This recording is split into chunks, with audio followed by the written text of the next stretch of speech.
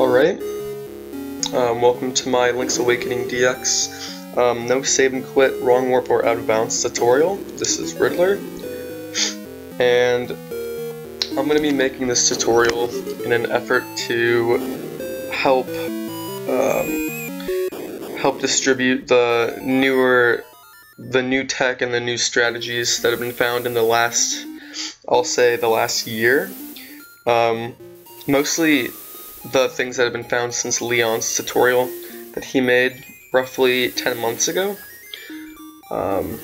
So this will be utilizing new tricks such as super jumps, and the new, there's going to be some new skips. Unfortunately, I will not include Walrus Skip in this tutorial video, but I'm sure there will be more information on that along the way. But this will be a no save and quit tutorial for Link's Awakening DX, and one thing to note is that in order to follow this tutorial you need to be using version 1.0 because super jumps were patched in both 1.1 and 1.2. So now that I've gotten all those things out of the way, I'm going to start off with this 100% file just to show off a couple of things that you should know, a couple little things you should know beforehand, some vital things that are very important to the run. First thing being a technique called wall clipping, and basically wall clipping is a simple thing where if you walk into the corner of a tile, you can see the game's made up of tiles, of square tiles. You can see with the little log chairs here, most easily, that you can actually walk into the corner and you can see me push up against it, and you can see that I'm existing 3 pixels within the tile here, whereas if I were to just walk straight into it, you can see me push into it here, and you can see I'm definitely not clipped into the object whatsoever. But if you walk to the side, the opposite plane, you can clip 3 pixels, up to 3 pixels into a tile and exist 3 pixels in that tile. And the kind of things that you can use wall clipping to exploit multiple glitches throughout the run, and it can do some pretty wonky things. One of which is a really big trick that was recently discovered, and is utilized very heavily throughout the run now, is super jumping, which if you are clipped into a tile, you can face toward the wall, jump, and then change your direction in midair with an item such as the sword or the magic rod or the bow and arrow, and you can actually jump forward off of the wall. And what makes that an actual important thing, hold on, let me load a state here. What makes that important in the speedrun is you can use it to, as you can see, you can't get past this these rocks here, but you can use super jumping to actually jump through or over it, and you can get past them here. And basically, what another game-breaking example of what super jumps can do is you can jump onto the ceiling of rooms, but you won't see that in the speedrun because this is technically an out-of-bounds area. So now that we have super jumping and wall clipping out of the way, there's just 2 more things I'd like to note that are very simple, and that would be bomb arrowing, which is a very simple technique where you lay down a bomb and an arrow at the same time, and you'll shoot the bomb and the arrow at the same time, so you can have aerial bombs. And another thing is buffering into a screen. So as you can see, there's a little transition when you walk through screens. And so if you press inputs while going through the screen, it will buffer your inputs on the first frame that you are actually allowed to use those items. So you can use that for bomb arrows or things such as the feather. It will buffer your feather input if you do it. The same thing with pause buffering. If you buffer through pause lag, it will buffer on the first frame. So with all those things out of the way, we can go ahead and start the speedrun. So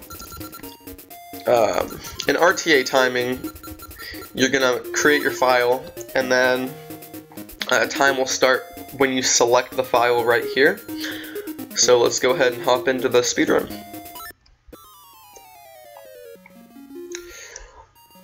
So the first thing I can mention is mashing text in this game. On Japanese especially, using the B button is important because you can skip certain text boxes in the game and make them only one text box long if you use B to mash text. But in most cases you can mash with both buttons. So we're gonna go ahead and you can utilize wall clips also to just save some frames while walking a distance to not have to go as far. But we're gonna go ahead and go down to the beach and get the sword now.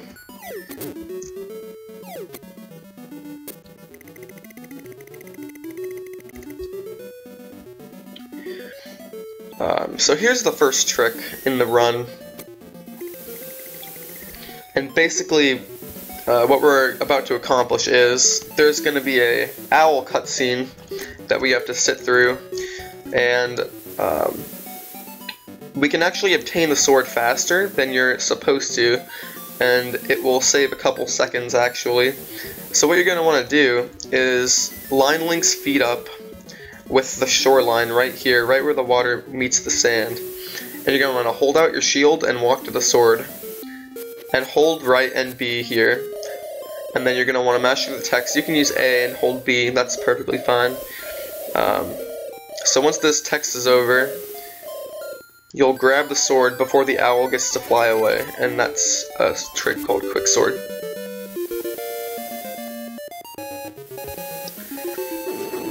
So next we're going to want to go up, and we're going to go up to the mysterious woods, and we're going to collect some rupees, and we're going to get the tail key using a nice damage boost to get us up there early.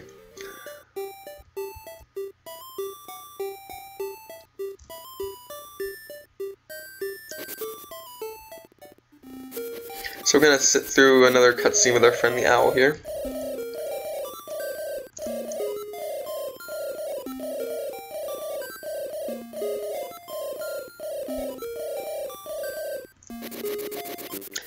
So we'll walk up through the mysterious woods, and you'll take this path into the log cave is what this cave is called. And I'm going to make a state here. So the first thing we're going to want to do is get the rupees out of that chest right there. And so there's actually a precise position here where you're going to want to line up. You'll see the tip of the sword is right on that line. Right on the line where the you can see there's a little black line, and you're gonna hold and charge the sword and then release, and it'll destroy the two crystals there. And then we'll walk around. Try to stay to the bottom of these two tiles here, because if you go a little bit higher you'll activate the bats and they can very easily knock you off. So the cave will go like this, and you'll break the crystals, push the block, and then get the rupees, and then you'll continue upwards.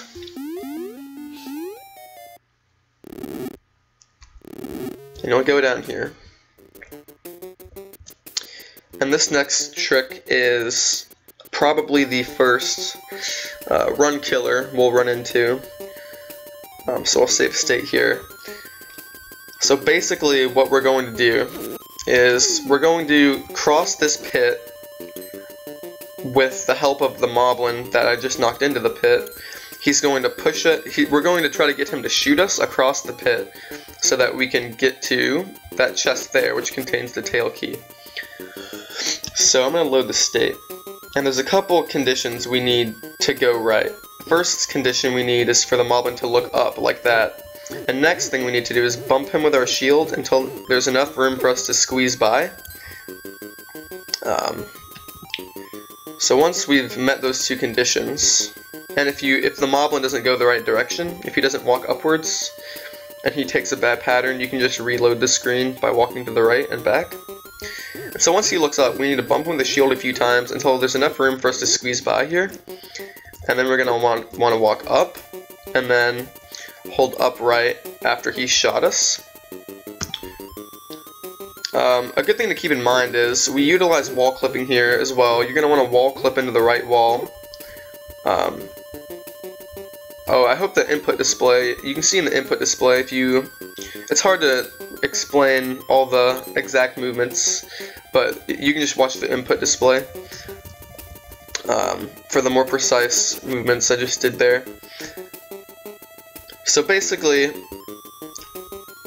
when we get over the pit,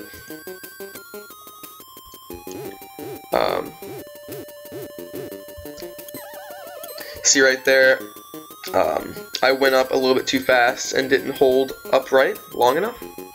So the Moblin shot me and I didn't go anywhere. So we're just going to get across this pit one more time. And then we're going to come down here to this chest. And now we have a new trick, or not a new trick, but some very important tech that we will need throughout the run. So basically what we're going to have to do here is we're going to open the chest and then skip the text that comes after the chest. See, there's text that'll come after getting the key. So we're going to skip that by opening the save and quit menu. We're not going to save and quit the game, but we're just going to open the menu like this by pressing the B, A, select, and start buttons. And if you do that right after opening the chest, you'll skip the text that came afterwards, and that'll save a few frames. And once you do that to all the chests throughout the run, you'll save a few seconds off of that. So that's some pretty important tech, and you can use that to actually skip some other dialogues as well, but we'll get into that later whenever it comes up. So after you do that, you're going to want to walk down. So basically what we just accomplished by getting past that pit is we skipped getting the powder. So we would have, this guy won't let you go up if you don't have the powder. So we just saved approximately 1 minute by skipping getting the powder early. And so now we're going to want to go back down to Mabe Village. And we're actually going to go get the powder now, because we do need it for later.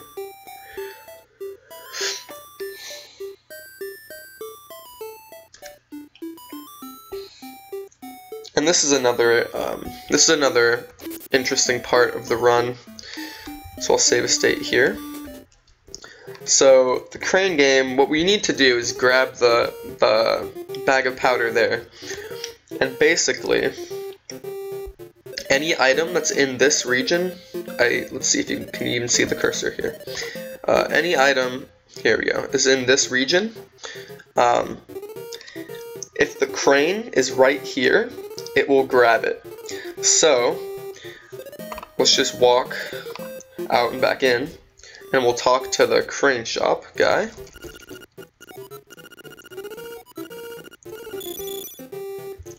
And we'll put the crane in this corner. And we'll wait for the powder to reach that, right where these two conveyors reach each other. And the crane will grab the powder. It's actually really simple, but if you aren't paying enough attention, you can easily lose a lot of time to that. We don't get the Yoshi doll because there's a significant skip later on where we can skip the majority of the trading sequence altogether. So after you grab the powder, you're going to want to leave the crane game, and we're going to walk up to the other shop. Here's where things get sort of fun. We can enter here, and then I'll save a state. The first thing we're going to want to do is steal the shovel because we need it to get a key later on. And here's where some more of your runs will die, most likely. Well, you won't lose your run, probably, but you'll lose some time to this guy eventually. So basically there's 2 cycles he'll run off of, one of which is 32 frames, I believe, and one of them is 96 frames. So you'll see him turn faster than normal, and sometimes he'll turn a lot slower. So I just got 2 slow cycles. 3 slow cycles, wow. Well, it seems like I'm getting a lot of slow cycles. Anyway, you'll see him look up, and basically what you want to do is wait about half a second after he looks up, and then exit the shop to steal the item you have in your hand. And that should get you out safe the majority of the time. But if he catches you, it's no big deal. You just walk back up. Here, I'll show you. If he catches you, if you're too late or something, he won't let you leave, so you just walk back up, wait a second, and then you can exit. So we steal the shovel and the bow there. Actually, I forgot a step. You steal the shovel,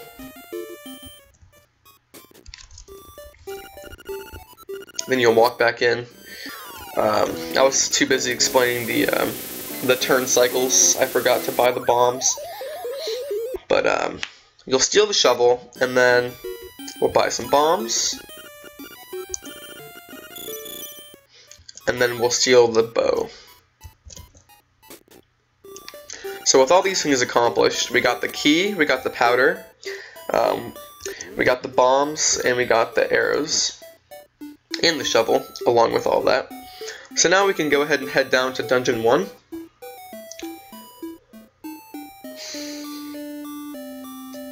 So that's where we're going now.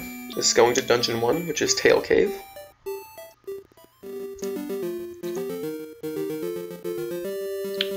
And you'll see me kill a few enemies along the way. I'm not going to go into full detail, but basically, piece of power in this game, which affects your movement speed and your damage value, will be affected by the amount of kills you have. So you want to time or predict your piece of power drop by killing a certain amount of enemies. And I'm not going to go into great detail, but basically if you see me killing a bunch of enemies, I'm just trying to count up my piece of power count so I would get it in a decent spot later on. And also what I just did is I utilized a wall clip yet again. I clipped into the side of this and then held diagonal upright, and it opened the tail cave without me having to actually be in front and then walk around. So now what we're going to do is enter tail cave, and I'll save a state here. And another thing to note is if you enter a dungeon, here I'll do this again, I'll save the state here. If you enter a dungeon and you open the pause menu, about half a second after entering, it will skip the introductory text. But for this dungeon, you don't need to actually equip anything, so reading the text is actually a tad bit faster. But that's one little thing that can save you some frames upon entering dungeons, and you can also use that method to skip some text in some boss fights later on. But first thing we're going to do when we enter Dungeon 1 is go up and to the left, and you're going to knock these 2 guys into the pit and grab this key. And then you'll dodge this small red Zal here, and then knock the beetle into the pit, press the button, and get this key. And you'll see me utilizing the Save and Quit menu to skip the text on all the keys in the chests, and on some more chests later on. So next what you want to do is charge your sword upwards, and you're going to want to clip. You're going to want to try to wall clip into the top of the statue here. And you can do this to kill all 4 of the keys at the same time. So I'm going to go ahead and redo the beginning of the dungeon so I can get a state for that. It's not too tricky, but it's not a big deal if you don't kill all 4 of the keys at the same exact time.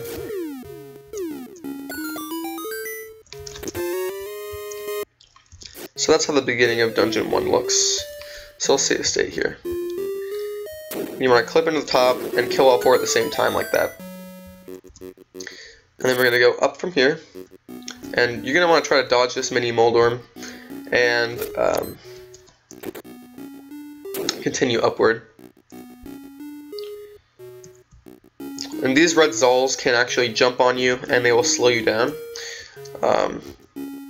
So if they jump at you, you can hit them, but if they don't worry about it. On this screen, you want to make sure that you're touching the top of the wall, because if you are, then the hitbox of the spark here cannot actually hit you. So if you're touching the top of the wall, you can see when you push up against it when you're walking. That's how you know you're on top. Then you won't get hit by him. Then you'll push this block. And you'll want to come into this screen with your shield already up, because the shell guys, you have to flip them over. So you come in here, and then that was a bad pattern. We'll try that again. You'll walk in here, flip them both over, kill them both. Sometimes they'll fall into the pit. It doesn't really matter. It just affects your piece of power count. I'm gonna get some water really quick.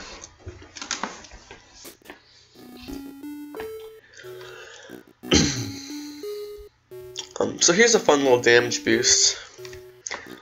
Some people do it different ways. There's a way to do it with the shield. I'll try to show that off, but I personally don't know how to do it. You can damage boost past these guys with a couple methods. My personal method, though, is walking slightly to the right, about right here, and pressing upright after getting hit by the spikes. And then you'll be over here by the chest. Oh, that was a little bit too far. It's easier when you have momentum. So once you get past that damage boost, you can actually just skip the damage boost. It's not that big of a deal, but you can just wait.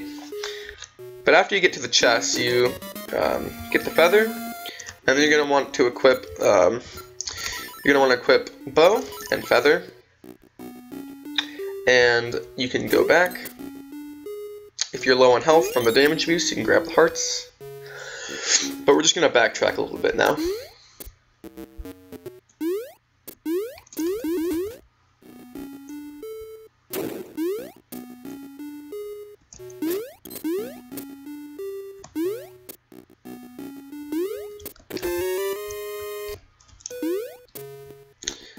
As you can see, I'm using the Save and Quit menu again to skip that text.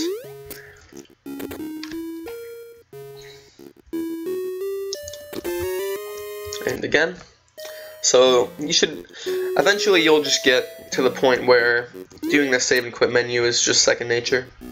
So this screen is going to utilize our first super jump, and it's using the bow and not the sword. So basically, what you want to do is, here, I'm going to kill this guy just for the sake of explaining, but I'll be short and arrow, and I didn't save a state, unfortunately, but I can save one now, I guess, and I'll account for that later. But you're going to want to walk, you can see, here I'll explain, you can see right here, there are these white pixels, and how a super jump works is, if you try to super jump, while you can see that there's a little diagonal slant right here, if you try to super jump from there, it will not work. You have to be on this white straight line here, because the game assumes that the white straight line is a ledge, and if you jump and you're in midair and you reverse directions, it assumes you're jumping off of that ledge. So there has to be a flat surface above that the game thinks you can stand on for you to be able to super jump, and you can super jump over these tiles here. But because I wasted that arrow, I'm going to use the sword just for the sake of keeping my arrow count good. But now we're going to go right through this door, and we're going to fight the mini-boss, which we will just use 2 arrows on to beat him very fast. And if you're low on health, he will drop a berry, so if you need it, you can grab it there. So now we have the first boss, and like I said earlier, bosses will have text. So right here you see that Moblin has text, but if you go and right when you hear the door slam, you can pause and you'll skip that text, and you can equip the sword during this pause, so you'll actually save some frames doing this. And you can start the fight without having to read his text. So, there's a couple things I can talk about during this fight, one of which is there's a method of doing the fight fast, but it requires a tad bit of RNG. Basically, if you see Moldorm turn downward and to the left, it looks like he went to the right there, but he didn't. You can spin slash him if you buffer the sword downward, and you can finish him in 3 hits. Normally it'll take 4, but if not, you can just fight him as normal. You can jump over him and hit him in the tail with your sword. And the fight's pretty self-explanatory. But if you do happen to get hit and fall into the pit here, just hold up and feather, and you will instantly get shot back up through the stairs, and you can go right back into the fight. But that's basically all there is to talk about in Moldorm. So you'll grab the heart container, and you will walk up and get your first instrument, which is the full moon cello. And yeah, so there is Dungeon 1 completed.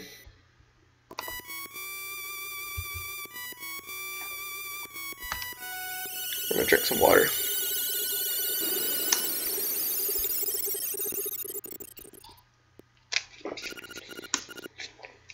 Okay, so the next thing I'm going to mention is diagonal jumping is faster than walking or diagonal walking.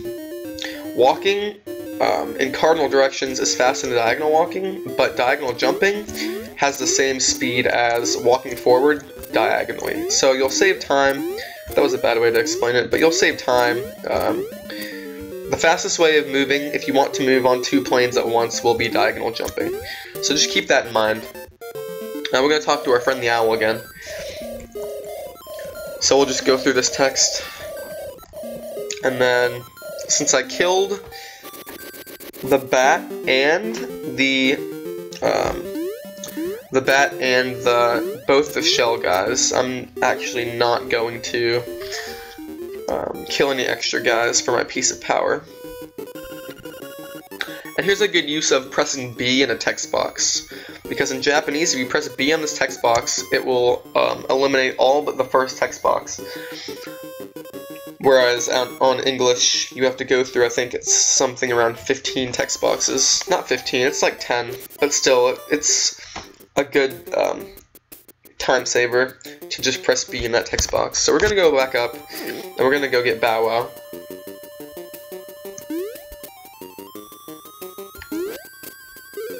And like I said, all the kills will just be for my piece of power later on. Oh, I should explain this. So what we're going to do here is diagonal jump to skip the heart piece right there, because you'll get text if you pick it up. So basically, you'll see me, you saw that I wall clipped into the tree line here, and then we're going to jump to the right and then diagonal jump upward to the right, and then we'll just skip having to walk over that heart piece. It's easier on the way up than it is on the way down, but we don't want that heart piece. That is the heart piece of shame, as it's known. So now we'll go into the Bow Wow dungeon, or the Moblin hideout, and you can buffer a jump and a sword into this, and then you'll spin slash the Moblin. And you can just spin slash all the Moblins, because it's one hit to spin slash them. And this next fight, ideally you will kill the Moblin King in 2 cycles. The cycles being him shooting at you and then ramming at the wall. If you hit him 3 times, then you're golden. You can also hit him 4 times, but 3 times is fine. You want to spin slash and then slash twice afterwards at least. But if you can get more, then that's even better. So after killing the Moblin King, we'll grab Bow Wow, and then we'll exit. You can see that I mashed with B there. But we'll exit, and you can see I'm diagonal jumping to cover as much ground as I can as fast as I can.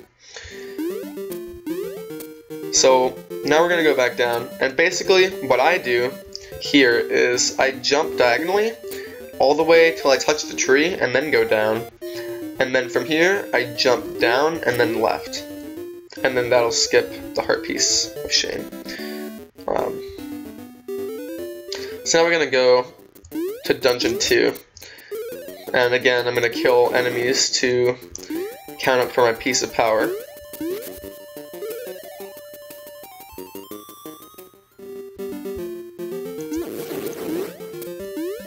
I hope I don't get it early here, but if I do, then it's too bad. I may actually get it late. I'm going to let Bow Wow eat an extra guy here.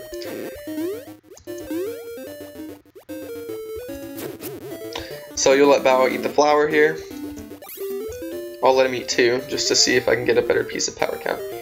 I'll actually save a state. Okay. So now we're going into Dungeon 2. So you can see I just paused when I entered, and that is so that I could equip the powder. And I also skipped the text upon going in. So you're going to walk up, and we're going to light these torches with the powder, and then we're going to drop down, kill these 2 Stalthos. There's my piece of power, and you're going to get that key. If you're worried about piece of power, you're going to want to get it on either one of these 2 guys, or you're going to want to get it on this guy if you don't get it on them. But we want the piece of power because it gives you a speed bonus, and because it gives us a damage bonus, which will pay off on the mini-boss in this dungeon. So we're going to grab another key, and make sure you hit that crystal switch so you can come up here. Dodge the shell guy, and then we'll push these blocks. I'll save the state here. So, also to keep in mind is that once you get hit 3 times, your piece of power will go away. So try to keep from getting hit as best as you can when you have piece of power. But upon entering here, you're going to want to hold down left and then up once you fall, and then you can jump on the first cycle of the moving platform and into this next room. If you buffer B, if you hold B, your jump will be higher and longer, and if you tap B, your jump will be shorter. So I'll do that again. It's basically utilizing the fact that you'll land faster, so you can jump earlier when you land, so that you can actually get up before the platform goes back up. So there's a little bit of information that's a little bit useful. If you're low on health, you can grab these hearts, and then we're going to go fight the mini-boss. And this is why piece of power is nice, because you can just jump, hit him 4 times, and then you're done. So after that, we will go up here.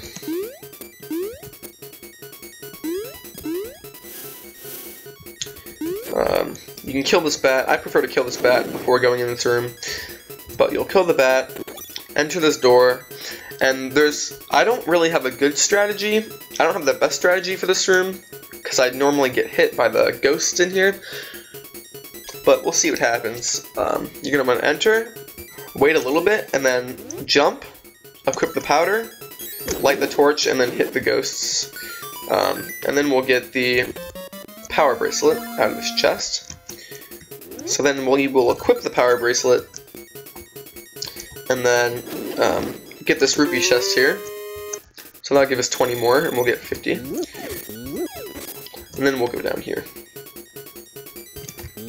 This pot always contains a heart, so don't be worried if you're down a little bit. That pot always has a heart underneath it. So you'll throw the pot at the crystal switch.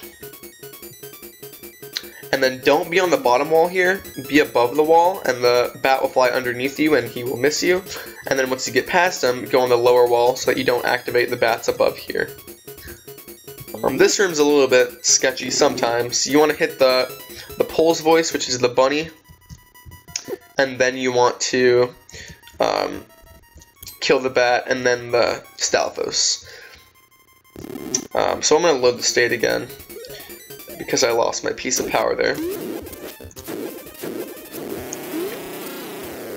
So I'll just run through the middle of Dungeon 2 again. Bear with me for a second.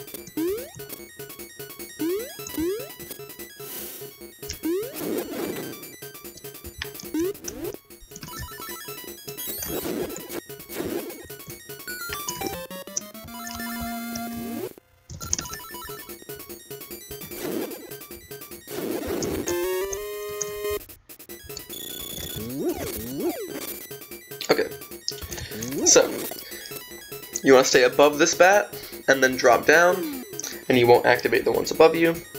So now we're going to grab this pot right here, and we're going to kill the bunny, and he just hit me. Kill the bat, and then kill the Stalfos, and then you'll get the boss key. If, in the event that you don't kill them in the right order, you can easily reset the room by walking up the stairs and then walking back down. But that's only if you mess that up. So then you'll come in here, kill the bunny, kill the Zal, kill the other bunny. It's pretty straightforward. And this boss coming up is very interesting, because we can utilize a wall clip to do a very interesting glitch. So we're gonna jump. Oh wow, I'm bad. We're gonna jump diagonally here into here. If you can't pull that off, or if you don't have a piece of power and it's too hard, you can just walk straight around. But we're gonna go in here, and I didn't pause, but you can pause to skip that text, and I'm gonna actually save a state here. So wait for him to pop out. He'll have his little dialogue. And then he'll shoot 8 fireballs. So there's 1, there's 2, 3, 4, 5, 6, 7, 8. And then you can clip into the torch and grab him. You could have seen I had A held and then B held.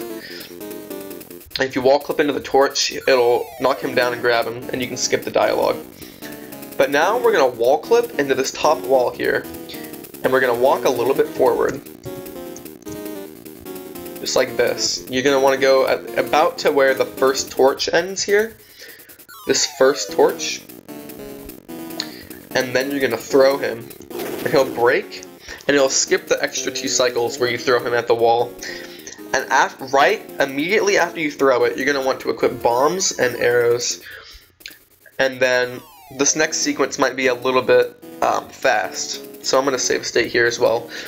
You're going to place the bomb facing left. And then walk down, right above the door.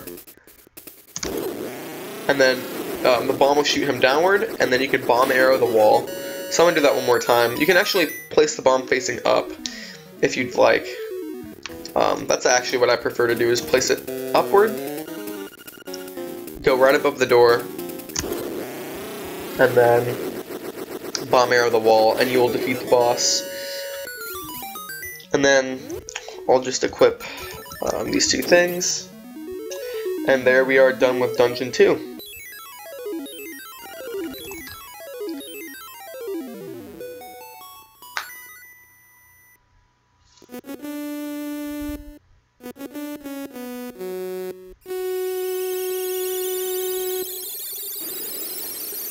I'm gonna drink some more water. Excuse me. Okay. So, upon exiting Dungeon 2, you can wall clip again to get past this plant here, and then continue downward. You're gonna want to lift this, and we're gonna have to skip this heart piece of shame again, except this time we can just jump straight over it.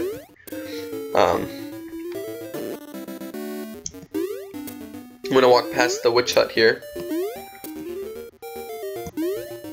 And we're about to go set up for Dungeon 3. And this is the only reason why we needed the shovel in the run. So we're gonna equip bomb arrows here. And out of the unpause lag, I'm going to buffer the bomb arrows. And it's gonna do that for me. And then I'm gonna want to equip feather and sword. So the trick I'm about to execute is called Villa Skip, and basically it skips the entire Canalet Castle sequence, which also in essence skips the majority of the trading sequence, because up to this point you would need to get the bananas for the monkeys to build the bridge to the castle, but if we skip the castle altogether, we can skip that part of the trading quest altogether. So this next skip is actually kind of finicky, because it's based on frame rule and pitfall mechanics. So basically what we're going to do is, how I like to do it is jump and in midair slash the grass. And then we're going to pause buffer until you hear Link fall into the pit.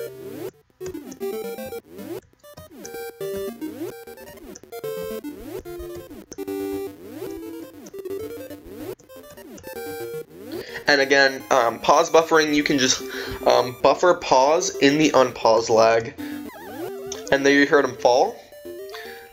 So now we'll be stuck on the bottom of the screen, and if you press down, you will go down into Richard's Villa here.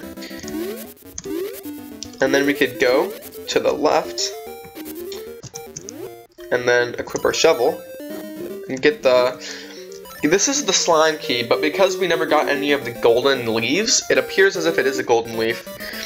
But it is actually, if you look in the inventory, it is the slime key. So now we're going to exit the villa, and this is a very interesting glitch.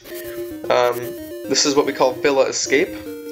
And basically, if Link occupies the same tile as a solid tile, or if he's in the same tile as a solid texture, it will send him down until there is a tile he can actually stand on. So if you fall in the pit, you'll end up back here. So if you want to, you can walk down and then back up.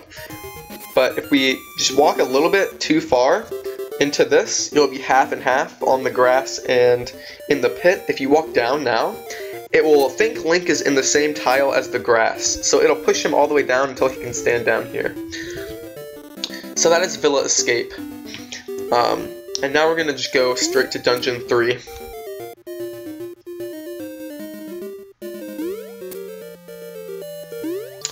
And actually, while you're going up here, you can charge your sword, because we're going to have to open Dungeon 3 from the back here. And how this works is, you can't really do much just by doing this, but if you utilize a wall clip, see how I can't open it, but if you have your sword charged upwards, and then you press down and left while you're wall clipped, you will unlock it from the back, because you can clip into the hitbox of the keyhole, but it won't let you open it unless you're facing upwards, and the only way to face upwards and to go diagonal down left is to charge your sword upwards. So now that we unlock Dungeon 3, we can just go right in there. And you can see I skipped the text again, and equip the bracelet. And we're just gonna breeze right through Dungeon 3, because Dungeon 3 is extremely fun. We're gonna trigger the Stalfos there. And you can see the bomb blew up because it ran into the rupee here, and the bomb will hit any any sprite on the screen and it will explode. So that's something a little bit useful. If there's a heart or something on the ground, it will blow up if it hits it. So we'll grab this key here, and then kill these dolls. Oops. Oh my bad, I forgot to save. I'll save a state here.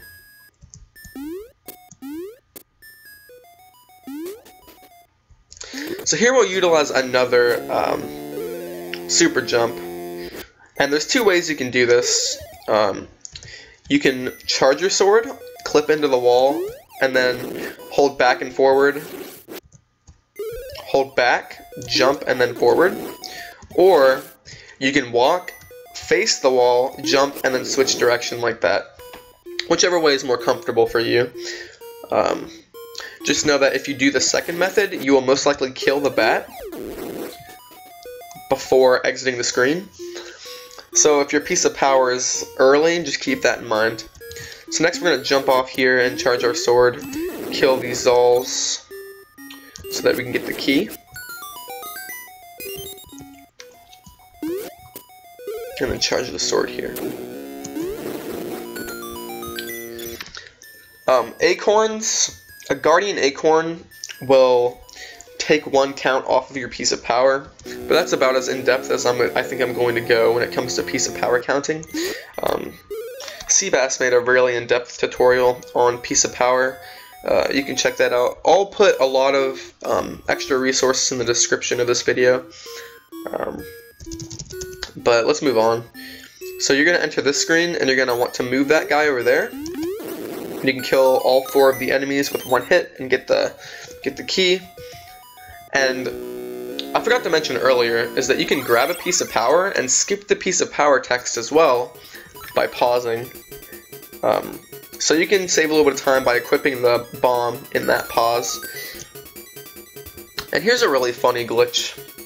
You're going to want to clip into this wall and then walk up and then jump and drop the bomb into the Dodongo's mouth 3 times to defeat him. And the funny thing is, if you defeat one, exit the screen and re-enter, the other Dodongo will despawn, so you only have to kill one of them in order to complete the fight. So after defeating the Dodongos, you're going to want to go over here and get the boots. We will equip them as well. The boots are the fastest movement, overworld movement that you will get. So boots are a nice way to have good movement throughout the overworld. So we'll go back into the warp.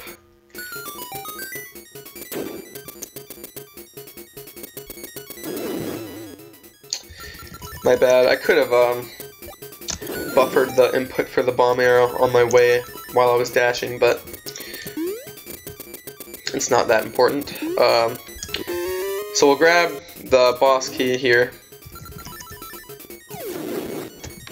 and then we'll charge it down, charge the sword downward, going into the screen, load the 2 Zols, and then I find it easier to do this if you get them all in a group and then buffer your bomb arrow input out of the pause menu. So if you're short on bombs, you can grab the bombs there. But in this run, you don't actually need any more bombs at that point unless you wasted some. Upon entering this screen, I like to equip Feather and Jump and then Sword, which will usually hit the bomb in the direction of the other 2 bombs. But after you get your 4th small key, you can just put your boots on, and we'll run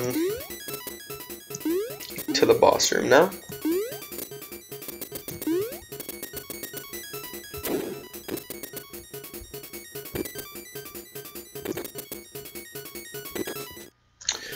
There's a fun little trick here. So normally you'd boots your way, you dash your way into the swamp and he'll fall down like that, and then you'll pass by him. But there's a really interesting way of getting past him, which exploits the strange movement and button or input, how the game takes input in these 2D sections, you can save about a quarter second if you can actually jump while in mid-air, while you're in a 2D section, while you're actually falling down. You can see it better whenever I'm going from this side. But you can see that you can actually press the B button while in midair. The key is to not hold the direction while you're in the air, but you can actually skip the thwomp just by running past them like that. So after getting past the thwomp,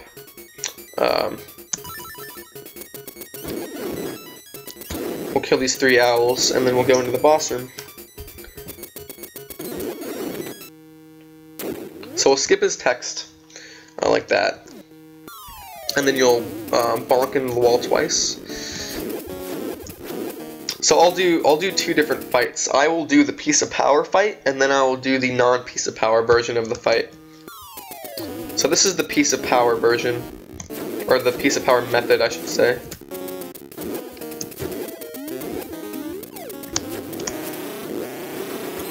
So there's a piece of power method. It's pretty fast, and you'll get the heart piece, and then run up to get the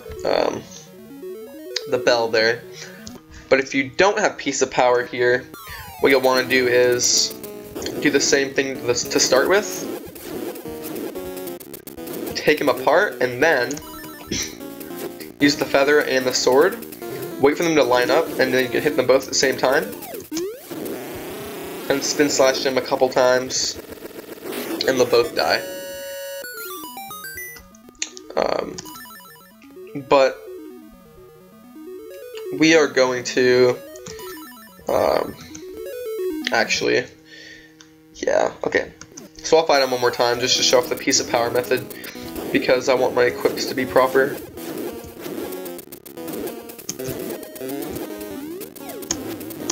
Oh, I just got hit.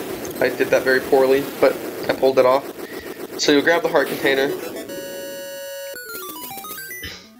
Then we'll have the third instrument. And in this next split, or this next segment, I guess I should say, we will be collecting a lot of things to prepare us for later on in the game.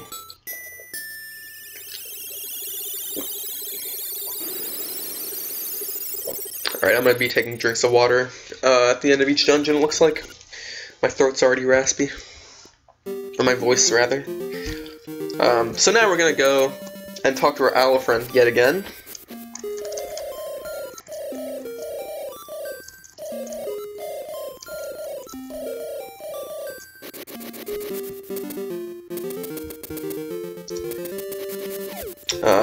So what we're going to do now is go get the honeycomb. And this is how we skip the majority of the trade sequence, because once we finish Dungeon 3, it sets up this cutscene right here, where Tarin is standing next to this honeycomb, and we can walk up to him, talk to him. This is an example of where mashing B is bad, because if you press B, it will cancel the dialogue. So you're going to want to mash with A only here. Say yes to him, and you'll give him the stick that you never actually got. And this is how we skip most of the trading sequences, by getting the honeycomb without getting any of the prior items. So we'll grab the honeycomb. And then we're going to run down and make our way to Animal Village. It looks like Bow Wow is pretty hungry today. So you see that I'm using the boots to move around in the overworld. And that is because, like I said earlier, boots are the fastest mode of travel through the overworld. So if you have boots, or if you can get boots equipped at any moment, it's definitely the fastest way of getting around. So we'll break the grass there, and we'll try to wall clip into the top wall here. And that way we can avoid the fish from hitting us there, and we can go up into the stairs. So now we'll make our way to Animal Village. And we're going to give this honeycomb to the bear, who will then, in return, give us the pineapple. And here's another example. Mashing A here, because you have a dialogue where you have to say yes or no. So you mash A, and then once you get the pineapple, you can go ahead and mash B to skip the text afterward. And then we'll go down into the warp. So the reason why we got the pineapple is so that we can spawn the Marin cutscene on the beach. And we need that to remove the walrus. But on our way to talk to Marin, we will go to the Dream Shrine and pick up the ocarina. And this will utilize, yet again utilize another super jump. So normally you'd have to use the boots and get around and go around all these guys, but with super jumping, you can clip into this wall and go line up with this first torch on the right side of this tile, super jump upward, and then you could walk, get the ocarina, and then you can go back down. So that saves a good little chunk of time, and it's really simple as well, and you won't have to take damage if you accidentally run into the mimics in there. And also on the way, we can return Bow Wow. You can talk to Madame Meow Meow, and then just press B on the first dialogue box, and she will heal you actually. And then we can run down. So basically, we'll take the same route we did at the beginning of the game when we went down to the sword to go down to Marin. Except we'll make a right here. And another interesting thing is, if you hold B before touching grass, it will start the pickup animation, so you don't have to walk up, push on it, then hold B. You can actually hold it before grabbing things, but that's just a little thing. So you're going to walk down, press A to talk to her, and then walk up. And then you'll sit through this cutscene. This is the longest cutscene that you have to watch in the game. I'm going to drink some more water here. But you mash with A and B here because there are dialogues where you have to say yes or no. So that's why you press A and B, because you skip the text with B and A and answer the questions with the A button.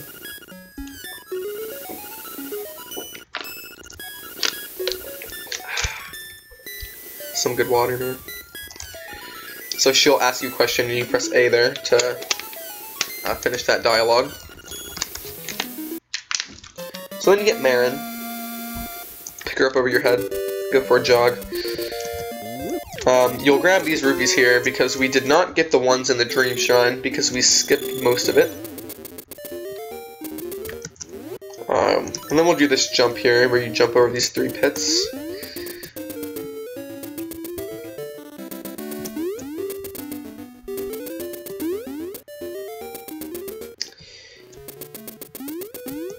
And we're going to make our way back to Animal Village again, so that we can get the Angler Key and open up Dungeon 4.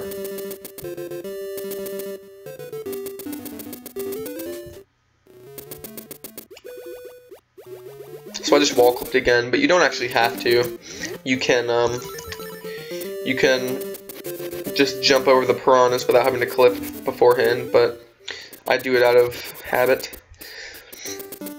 So we're going to run down, past the warp, through this grass, and then we're going to talk to the walrus, and Marin's going to sing to him and wake him up.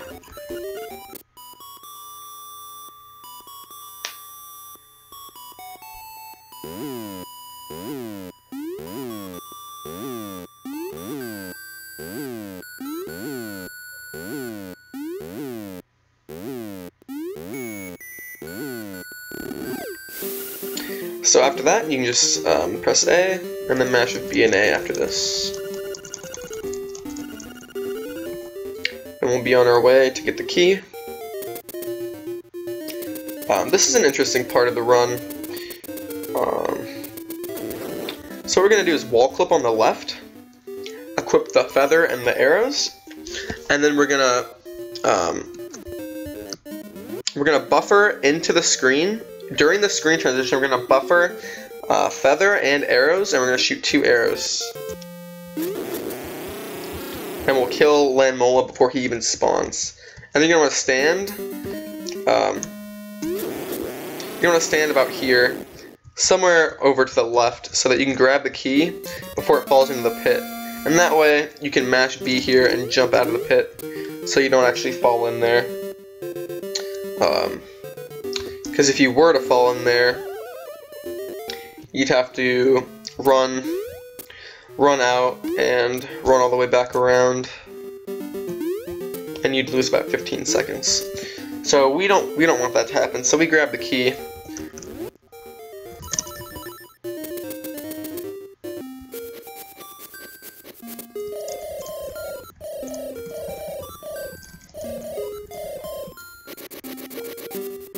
So we talked to her from the owl again, and then we're gonna jump off the cliff, and we're gonna go talk to Marin again.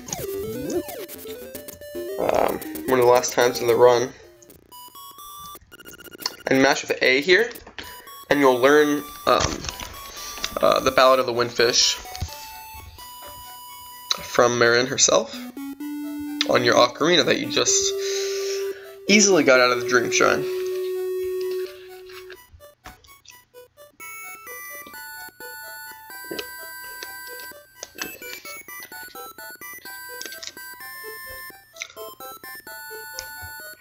So after this cutscene's over, you'll actually want to mash with A again, or A and B rather. But right here you'll want to mash with A until this dialogue's over, press A again, and then you can mash with B after that. Because this dialogue box, you can skip the rest of it by pressing B.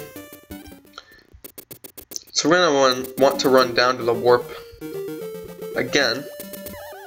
And now that we have the angler key, we can go unlock the angler dungeon. Wow, that Octorok is a sniper, dude. So we're gonna run up to the mountains, which is where the angler tunnel is.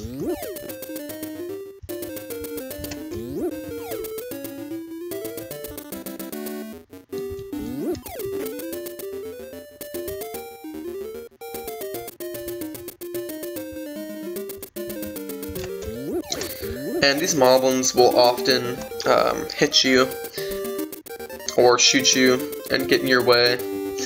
Most of the time these moblins will cause a lot of trouble, like right here, you saw me run into him. That's just RNG. If you clip into the tree here though, or the wall, you can dodge the moblins, but I only got hit by 1 moblin on the way up. But you'll unlock the angler's tunnel by putting the key in this keyhole, and then we'll run back down. But see, if you clip in the tree, as long as he doesn't walk upwards, you won't actually touch his hitbox, so you can actually not get hit by him there. I may not have wanted that kill, we'll see. Then we'll do that, equip the feather and the sword, and go into this cave. And this is only the first of 3 times we will see this cave. And that's relevant because there's a fun little skip that we call Obstacle Skip. And it's not really that big of a deal. I mean, you can just run straight through all the obstacles here and then exit the cave. But if you line up right here, right on top, let's wait for him to go back into the ground. If you line up on the top here and then go through the obstacles, you can actually jump straight over this one without having to get that text. So let's see if I can do that without having to do weird explanations. There we go. But you can just sprint straight through all the obstacles. That's no real big deal, but people like to count how many out of 3, because you go through that cave 3 times. But we'll drop down into the angler tunnel, and we'll go into Dungeon 4. The thing about this dungeon is we don't actually complete it the first time around, because if you complete this dungeon, actually I didn't need to pause there, because you don't need to equip anything, but we don't complete this dungeon the first time because if you complete it, the ghost quest begins, and the ghost does not let you enter Dungeon 5 until you complete his side quest. So we're not going to finish Dungeon 4 until the end of the run, so that we don't have to deal with the ghost keeping us out of the dungeons later on. But the first thing you're going to want to do is go over here and get these bombs, because we are going to run out soon. And then we're going to want to go up here. And as you can see, I'm using the boots again for faster movement. We'll jump over this pit here.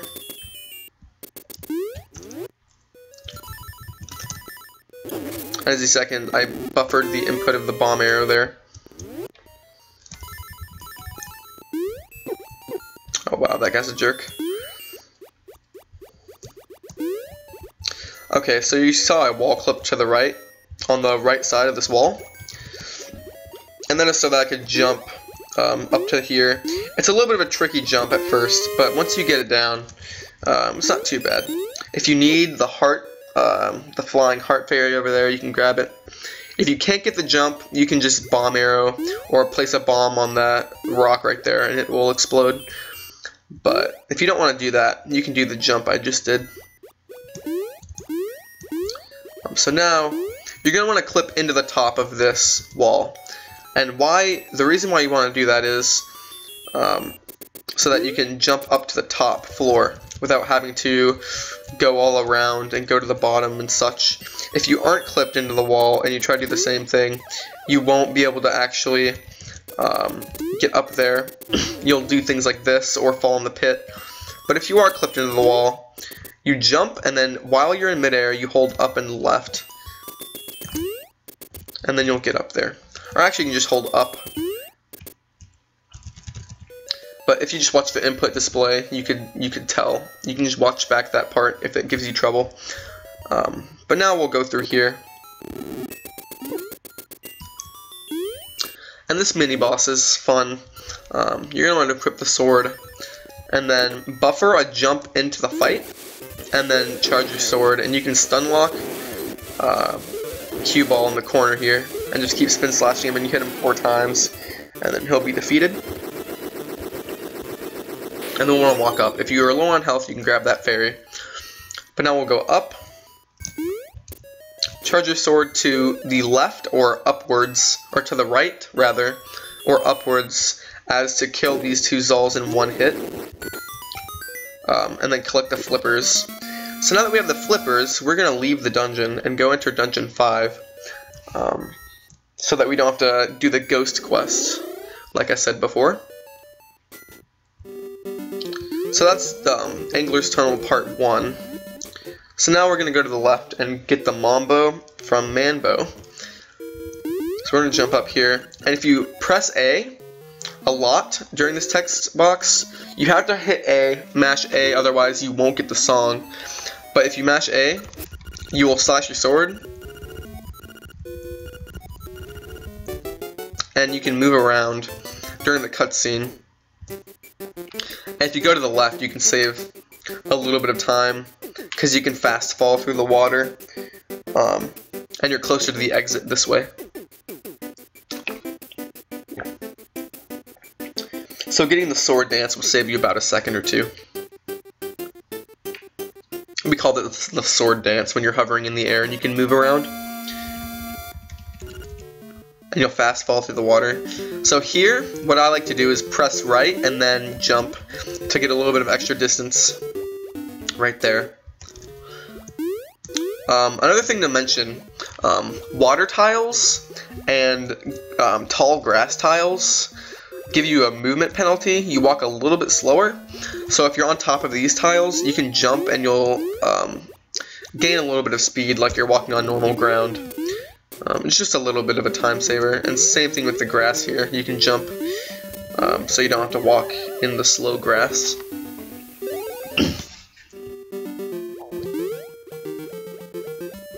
So now we're on our way to Dungeon 5, which is a really fast trip.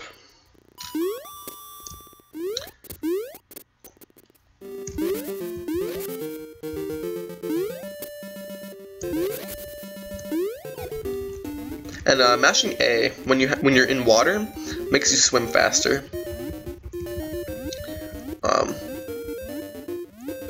So moving in water, you definitely want to mash A to move at top speeds, and you can press B to dive there, and you'll go down into this little chamber area.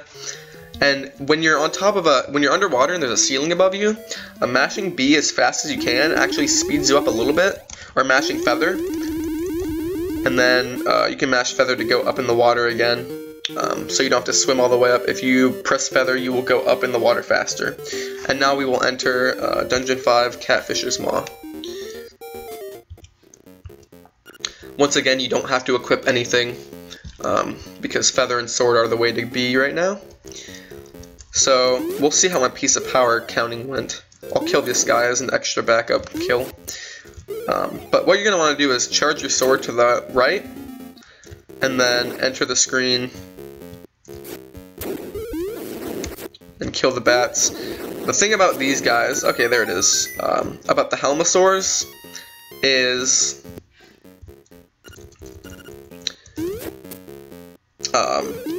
you have to be facing the same direction as them to damage them.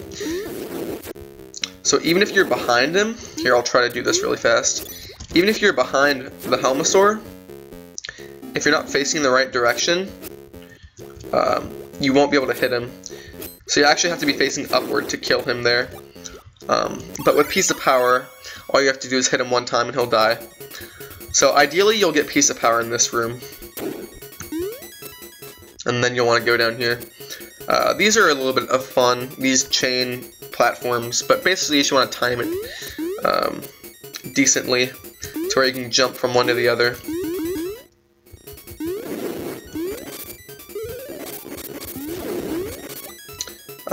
And you'll push these two blocks into the middle. And the Mambo, the thing about the Mambo song is it will send you back to the beginning of the dungeon without having to save and quit. So it's very useful in dungeons, and we'll use it a lot from here on. So we'll get the key and then play the Mambo. And that will send us back to the dungeon's start.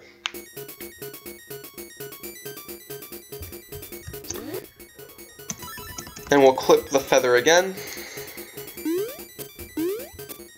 Actually, we didn't have to, but I prefer to do it. And then we'll charge your sword downward, and we'll wait for these guys to line up, and then you can hit them all. Oops, I got hit there, but you can hit them all with one spin. So now we're going to fight the Stalfos Master. Or Skeleton Warrior, I forget what he's actually called. But we'll walk up here, charge your sword downward, and line up somewhere on this tile, and just spin slash him. Equip bomb arrows and shoot him 3 times. And then you can exit. You'll get the little dialogue and then he'll go away. And you'll want to equip sword and bombs here. So on the first and final cycle, we will use bomb arrows for him, but on the second and third, it's a little bit different, and you'll see that right here. We'll walk up here and then press this button. So I'm going to go up here and wait for his shadow to appear, then drop the bomb, and it's going to blow up, and then I'll drop another bomb right when that bomb blows up, and it will hit him twice, and that's all we need, actually. We don't need 3 bomb arrows, we only need those 2 bombs to defeat him in this room, as well as the next third phase. So we'll equip the feather again, and then try to avoid the spark, as Piece of Power takes 3 hits to go away, and I've already taken 1. So we'll grab the bombs here, and I'll kill a couple guys for the sake of keeping my Piece of Power. We'll kill these 3 Zols so we can open this door. We'll equip the bombs again, and we'll do the same strategy where we wait for the shadow, place the bomb, spin slash, and then place the bomb again.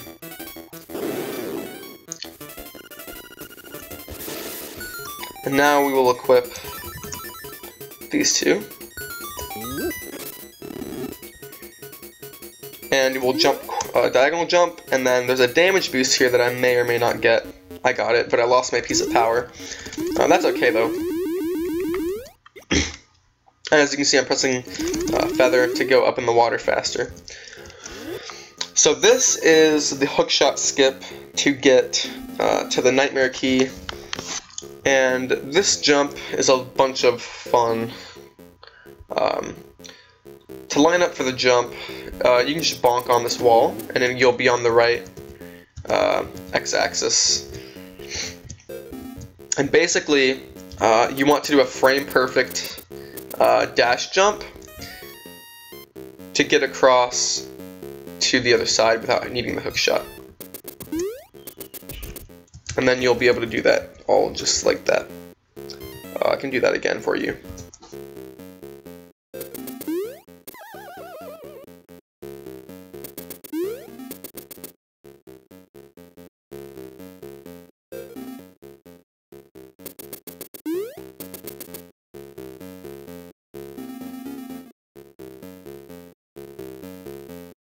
Sorry about that. But yeah, you just line up right on the stitch of these two tiles. You can bonk off the wall to line you up properly. And hold. This jump's a little bit tricky, especially without piece of power, but you face down and hold down whenever you jump. If I could do it again. I can't do it again, I'm choking. If you hold down whenever you jump though, or whenever you land rather, you can walk down to here and then grab the key.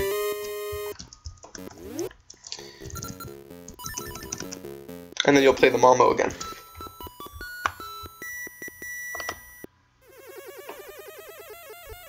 So now we're back at the beginning of the dungeon. And since we have the key now, we can grab the hook shot and finish up for the most part. So we'll do this room again. And normally I'd still have piece of power at this point, but I lost it early. But for the end of this dungeon, you don't exactly want piece of power. I want this extra kill. Give me the extra kill. Okay, I'll get another one. You don't exactly want it because the boss fight is a little bit harder with it. But for this one, we'll equip bomb arrows again. Do 3 more, and he will be defeated. I prefer to do this, equip feather, or I mean not feather, equip ocarina, and then press A to empty the inventory slot there. And we'll grab the hook shot. What you don't want to do is press B here, because you'll play the ocarina before actually obtaining the hook shot. There's a couple frames where you don't actually have the hook shot yet, so wait for it to actually pop up on your A slot and then press B for the Mambo.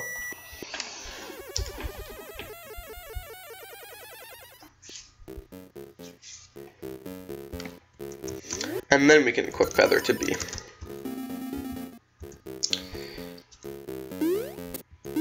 There's an interesting thing I can point out here. That's a good time. If you hookshot something at point blank, you will actually lose a hitbox, so you won't actually take damage anymore as long as you're on the screen, or as long as you don't hookshot again. So we'll use that later on in the run for something really cool, but you can use it here to avoid the damage from the bat. But we'll walk up here, and there's 200 rupees here. This is the only rupee chest where save and quit will save you time. All the other chests in the game that you should use save and quit. But we'll save and quit, and we'll get 200 rupees there. And that will get us up to 300, which is how much money we need to buy the frog song later on. So the hookshot's a one-hit kill on all these enemies. So you can just hit them all with the hookshot on our way to the boss room here.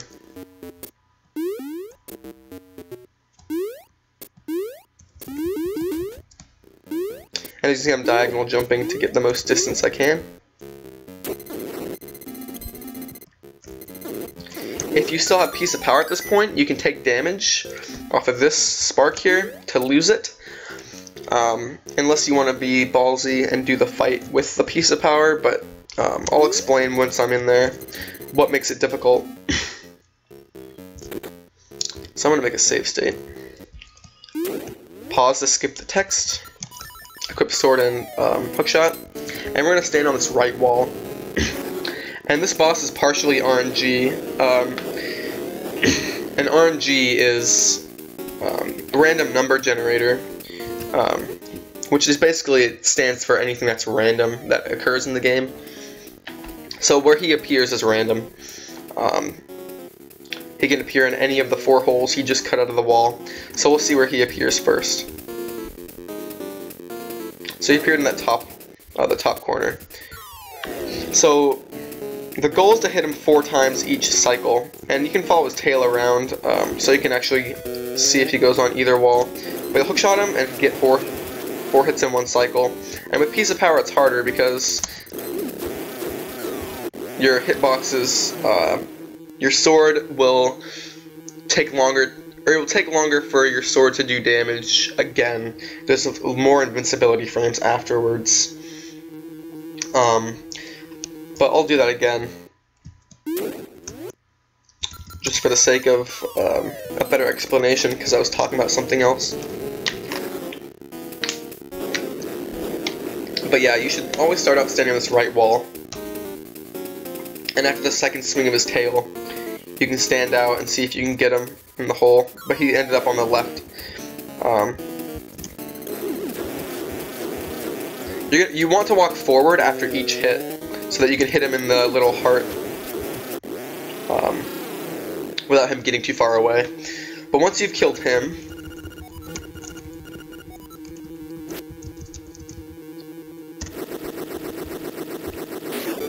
grab a heart piece, equip these 2 things, and we'll run up and get the 5th instrument. But do keep in mind, we skipped Dungeon 4, the Dungeon 4 boss, and we're going to save that for last.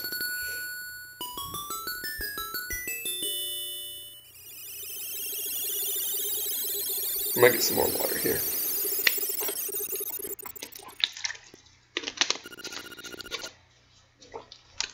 Okay, excuse me. So I'm going to save a state.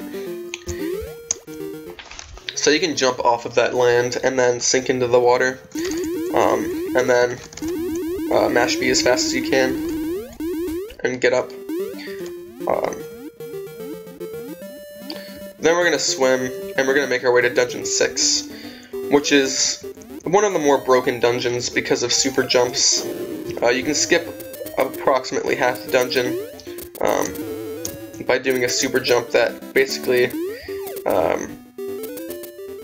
goes from the beginning of the dungeon to the end. Or not the end, but to the boss key very early on. So we'll talk to our owl friend. And we'll get a little damage boost there. Then we'll equip this. Before we go to Dungeon 6, though, we have to go through the Armos Maze, which contains something very fun, the Armos Knight, which I'm sure I'll have a jolly old time explaining, because there's a really hard strategy called boot strats, is what we call it. And I'll try to show that off, but if I fail it once or twice, I'll probably just go with the normal strat. But I'll save a state right here. So first, I'll try to show off boot strats. I'll have to focus though, because it's very precise timing.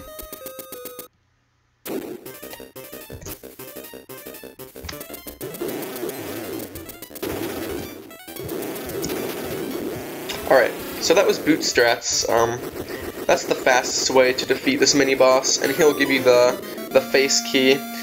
But I recommend, if you're just starting out, to go ahead and equip the feather and the sword, because that requires very specific timing, and you can just spin slash, and every time he tries to fall, you can jump, so that you don't get stunned on the ground, and then you can hit him like that. So that's the easier way, and I find that way to be much more reliable, but boot strats looks a lot cooler. So you'll get the key and then we'll run out of here.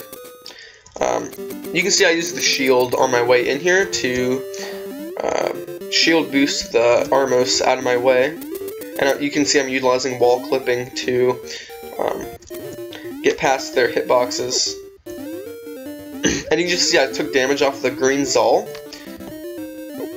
so I can get through the hitbox of this Armos without taking the full 1.5 hearts. So I'll shield one more Armos, and then we'll get out of the maze.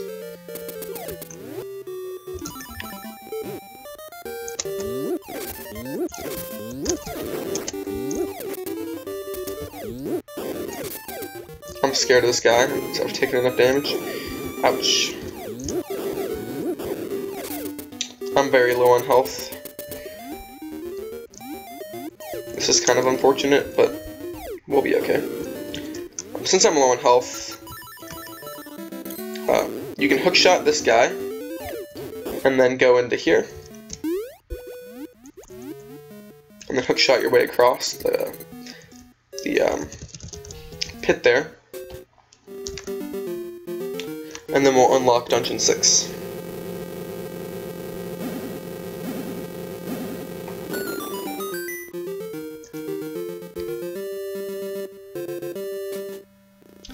And we will pause, oh my apologies, we will pause when we enter this dungeon, and we are going to equip bombs and arrows, because we have some things to blow up. So try to dodge the mini Moblin, especially if you have low health. Lay a bomb down here, and then walk up to the right.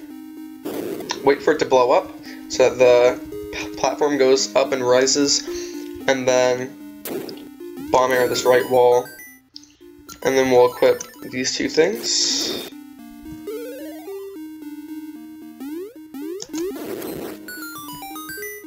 My piece of power is in an okay-ish spot. Oh, I can't do this strat, I'm bad at it. There we go. So this is an interesting room. Upon entering this room, you'll want to equip bombs. You'll place it, wait a little bit, and then throw it, and then it'll kill the wizards that spawn. And then you can kill the mini Moldorm, and then you can go upwards. So then you can equip Ocarina, get the level 2 power bracelet, and then play the Ocarina, and it'll send you back to the beginning of the dungeon.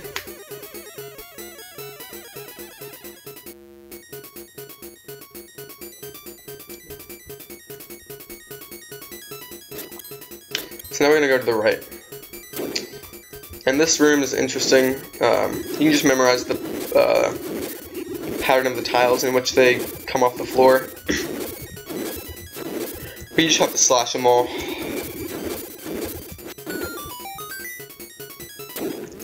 I know we'll equip the power bracelet. Throw it at that door. And this is a fun room where I will probably take some damage. You'll equip bomb arrows here, and I'm going to save a state. So if you walk into the corner of these pink tiles, and then upon the spawning of the wizrobes, you can shoot both the two groups. And if you can avoid their hits if you do it just right. And then you can equip feather and sword and get the arrows here, the arrow refill. Now we're going to go up here to get a key. So we'll grab this key, and then we're going to super jump again. We're going to super jump off of this wall up to here, and this is what skips half of the dungeon, because now we already have the boss key. Oops. You throw the pot at this chest because it doesn't open otherwise, and you can actually skip the text as well. And then this is a pretty tight jump. You have to line up right on this brick here in order to actually get out of the super jump, because you can super jump and then jump down. But just make sure you lined up where I lined up there. I'll save a state here as well. So now we're ready to go ahead and finish the dungeon.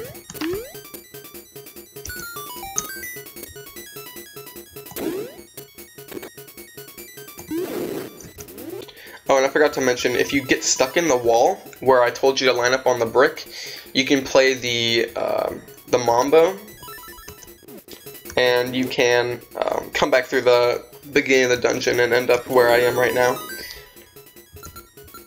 But now we're going to equip these two items, the bracelet and the feather, and we're going to fight, we're going to do the dog mini-boss, which is actually kind of stupid. He'll throw the ball at you, you pick it up, walk a little bit below him, I find that that works, and do not throw it in the doorway like I just did, that's a really bad idea. But just walk a little bit below him and then throw the ball, you'll hit him almost every time.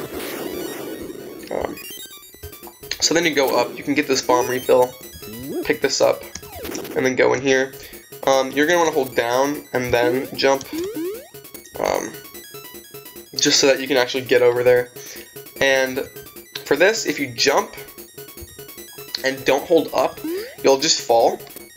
So hold up when you jump and you'll actually climb the ladders, so that you don't just fall to your death. From here you just go down here. And this is a fun room. Basically we just have to get rid of all those dolls to open the door. So what I'm going to do is load them all up and let the vacuum do the work for me. And then just exit the room. Then we can place a bomb here to get this Wizrobe out of our way.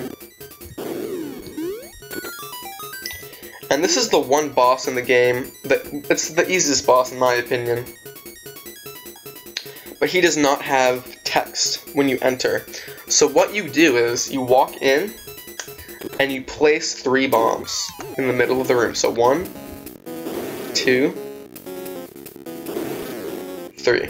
And then you'll get his dialogue. And then wait for the tile to pop up off the ground, and then place another one. Jump back and forth once, and then place another one. And then you're done with the boss fight already. So that's why this is the easiest boss in the game, in my opinion. It doesn't take that much time to master this boss. It's probably the easiest part of the game for most people. So that's Dungeon 6. So now we have 5 out of the 8 dungeons completed already. We have 5 out of the 8 instruments. And then we get into a fun part of the speedrun, which contains all the cool tech and all the cool tricks. And this is where things start to get really interesting. And this is also where a beginner route will begin to diverge from a more intermediate and high level route. So first thing we're going to do is play Mambo in the overworld. And what that'll do is it'll send us back to the pond near Crazy Tracy's house. And what we're going to do now is we're going to go get the frog song so that we can awaken the turtle so we can get into Turtle Rock.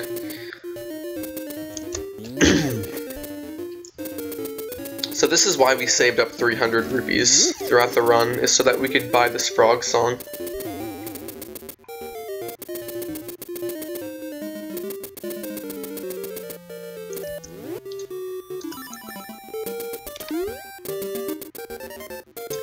So you're going to come down here, and the first thing you're going to do is read this sign right here. And it's just going to point you in the direction of the next sign you need to read. So basically, you just go in the direction of the signs, straight in the direction that they tell you to go. And here's the coolest part of the whole maze. You equip Hookshot and Bracelet here. You clip into the top of this rock here, and then hold up, left, and Hookshot, and you can Hookshot through without having to actually cut that grass.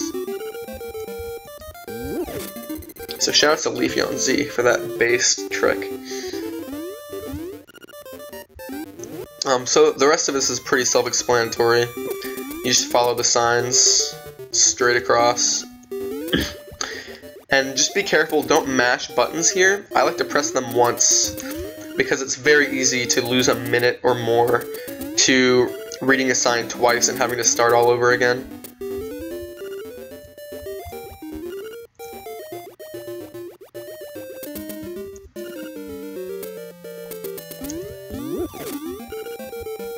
Okay, so now we're coming up on the final sign. You can bonk away from that guy. Okay, so now we're gonna get the frog song, which is god-awful, and I'm sorry you're about to listen to this. But we have to, it's in the speedrun, unfortunately.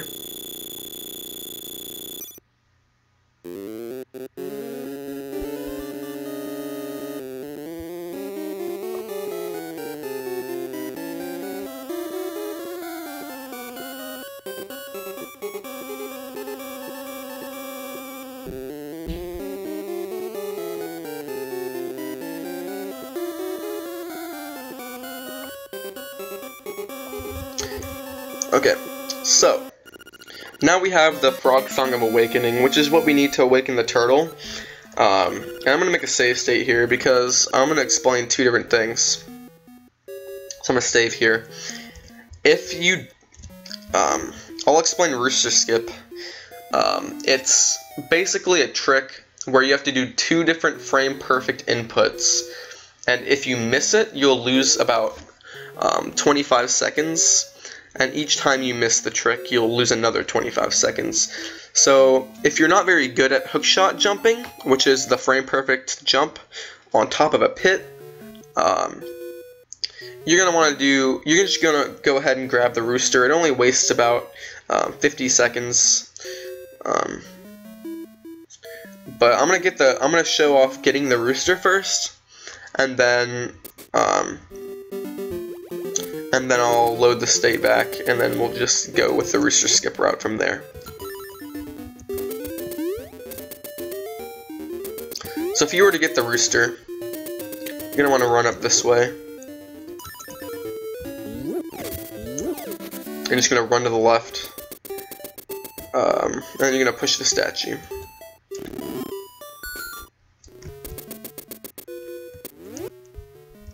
Play the Frog Song of Soul.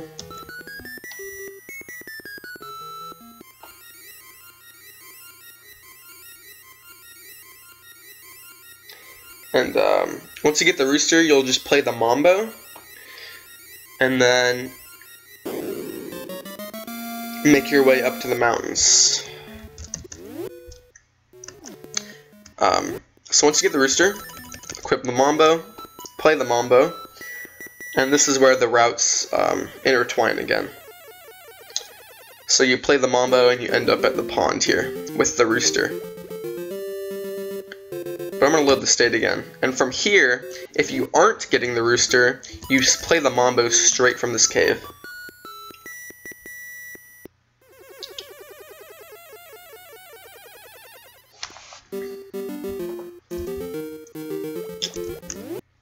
So both getting the rooster and not getting the rooster will both match up at this point. And now we're going to go up to Dungeon 8. Or first we're going to go get the Dungeon 7 key, but we're going up to Dungeon 8 next.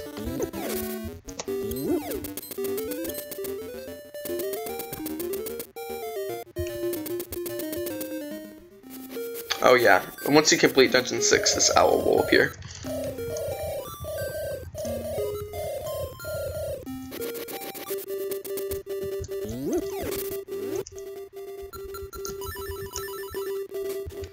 So this is trip number 2 out of 3 through these caves. And we'll see if I can get obstacle skip again. I'll only try it one time. But it's just the same way you go through this cave as before. And I missed it, nice. Except now, we have the flippers, so we can actually swim and go up this, go up these stairs. And now I'll explain Rooster Skip. So if you didn't comprehend it before, whenever I was explaining it earlier, we're gonna go up here, and you're gonna want to wall clip into this wall. It's gonna help a lot with the trick. I'm gonna save a state now. So if you have the rooster right now, you can just pick him up with the bracelet, and you can just fly over this pit. But if not, this is how you're going to get across the pit. You're going to boots jump until you're in this corner that I'm on right now.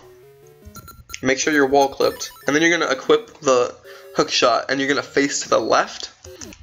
And every time the hook shot comes back, you're going to want to press B when the hook shot appears. I like to do it when the middle of the hook shot tip, like the metal part, appears on Link's nose, and you press B and A again. So basically, if you don't get it on the right frame, you will shoot the hook shot again, so you have another try. And I like to face down on the second hook shot jump.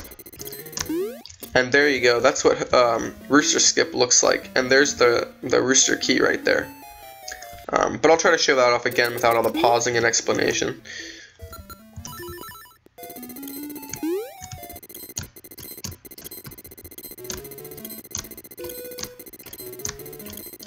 Again, these are all frame perfect tricks. So what happens if you fall is you get sent back here. This is a good thing, it's good that I failed. You get sent back here, and you have to run all the way back up the stairs and whatnot. But ideally, you will not miss the trick. Looks like I'm going to fail it again. Yep. Yeah, this trick takes a lot of practice, and this is why it's 2 frame perfect jumps back to back. So this is why I don't really recommend this trick to people that are brand new to speedrunning this game. Wow, this isn't going very well. I should have just kept it the first time. But this trick takes a lot of practice and a lot of, like, in a good run, getting this trick you're under a lot of pressure at this point, and pulling off 2 frame perfect jumps is quite a feat to overcome. There is a buffered method and there is another method, but this is the fastest method of getting across this pit without the rooster. So once you get across the pit, you can hook shot the key, and we'll drop back into the hole there. And we can equip the boots again, so we can run faster, of course. So now we're on our way to Dungeon 8.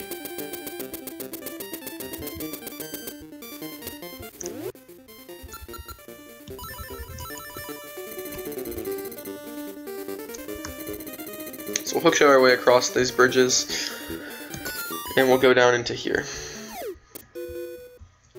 If you can dodge those guys like that pro move I just did, I would recommend it.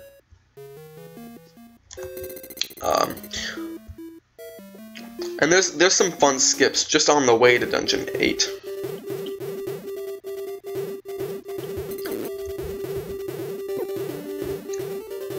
So these falling rocks, you can't really prevent getting hit by them. I mean, you can, but you'd have to like move around like this, and then it'd waste a lot of time. Okay, so here you're gonna want to press up against this rock and equip bombs, and you're gonna, once you drop down, you can push on this rock, hold B, and it'll blow up the wall over there. And then you can equip feather and boots. And here's a really fun trick. This is flame skip. Ouch. And when you enter here, you can hold upright and boots, and you'll clip into this left wall, and that's very important that you're clipped into the left wall. So upon entering the cave, you hold upright and boots. And then here, you're gonna dash up. You're gonna hold, dash, hold up, And then once you get hit by the fire, you're gonna hold up, left, and feather. So this is what flame skip looks like. Normally, if you don't have the mirror shield, this will recoil you backwards, but since you're wall clipped, your hitbox isn't allowed to get sent backward because you're stuck in the wall, technically, in the game's mind. So that's why you wall clip. If you aren't wall clipped, you'll get recoiled back very far. But just by this simple trick, you don't even have to jump, but jumping makes it a little bit more consistent. You can get past the fire pretty easily. So after getting past that, you can dodge the lever there. And now we'll use Frog Song of Soul. If you got the Rooster, this will be the second time, but this will be the first time you use Frog Song of Soul if you are doing Rooster Skip. And this is fun. You can dodge this crow, and if you just hold up while this guy is coming out of his shell, you can actually just enter without actually having to fight the turtle. And there's another way of doing this.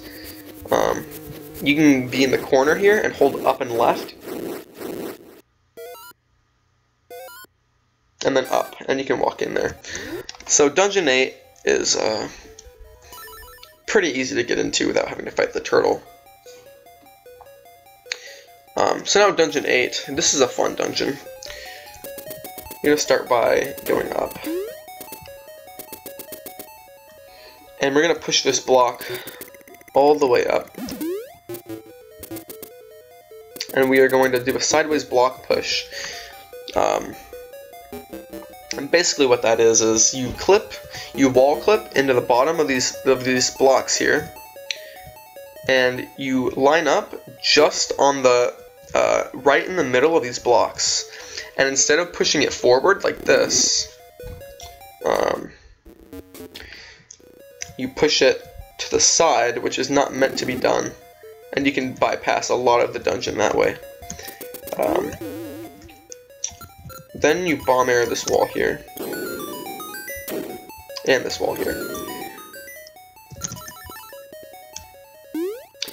It's very easy to forget this key, and you just have to shoot the little Armos statue in the eye with your arrows. If you're low on health or arrows or anything, or bombs, there's a little refill station right here. So if you're low on anything, you can just hop down here. It only wastes about 10 seconds at the most. And there's this room where you can do another sideways block push like this. Here, I'll show it off. You can do another sideways block push. It's not that hard, but if you're uncomfortable doing that, you can just push this over here and like this. Grab the key and then get out. But after you've done that, this is where the invincibility thing I showed off in Dungeon 5 comes into play. So here you're going to want to equip the hookshot and the shield.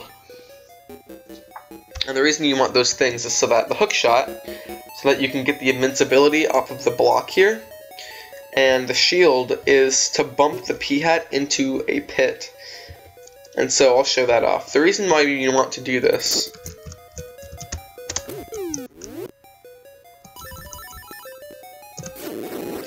is because you can exit the screen like this. If you don't do that, and you just kill the snakes, you have to wait for the P-hat to land before you can kill him.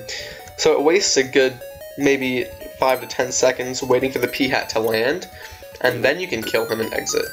But if you enter the screen, hookshot to this block, get invincibility on the block by hookshotting it point blank, wall clip on the right side of this block, and then while you're on top of the P-hat, shield him, he will fall into the pit, and then you won't have to wait for him to fly around.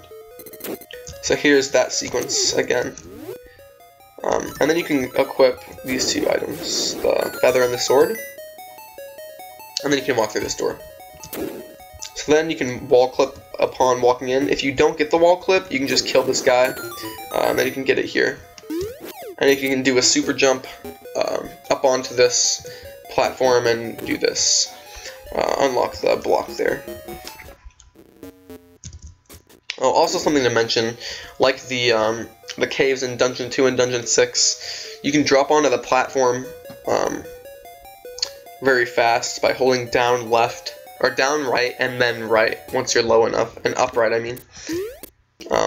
Dodge the lava and then jump across.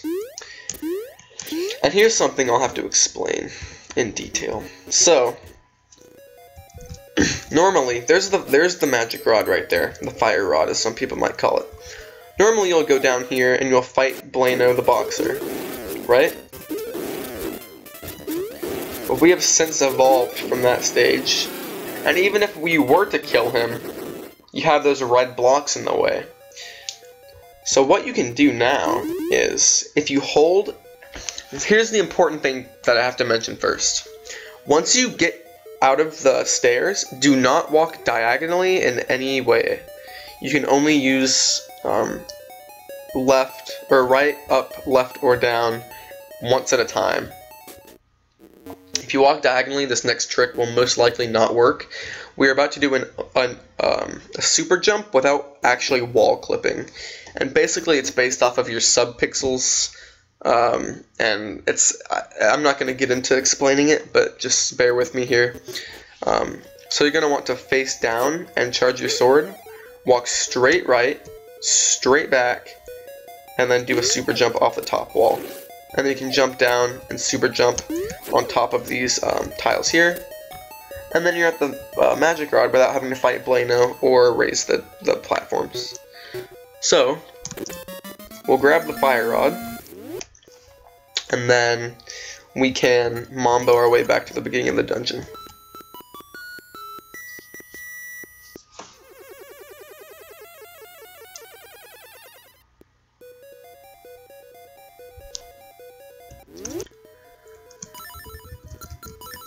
So now we can equip the magic rod, and we can go through the ice cavern here. There's actually really nice jumps you can do. I'll show that off again because that's really fun. You push up and right, and once this hits about that corner, you can hold right and jump, buffer your jump, and it will go in the direction you're holding while this block is being pushed. So if you wait for it to hit the corner, you can hold right and then down right, and then you could get 2 free jumps, and then you can get up here faster. So now you just melt this ice, jump and melt this ice.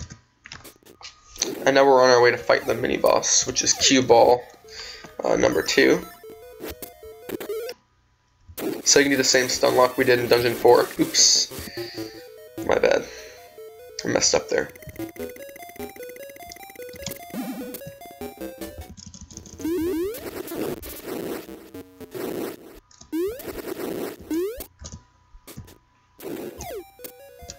Okay.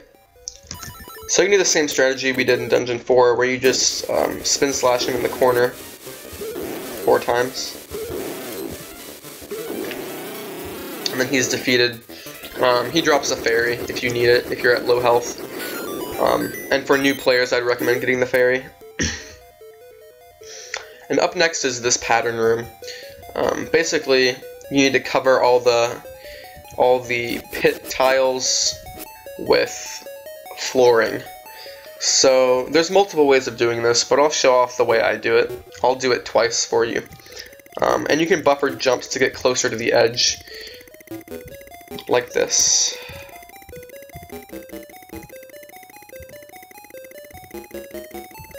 So while you're going, you can jump. So you can grab the key like that. And I'll do that one more time.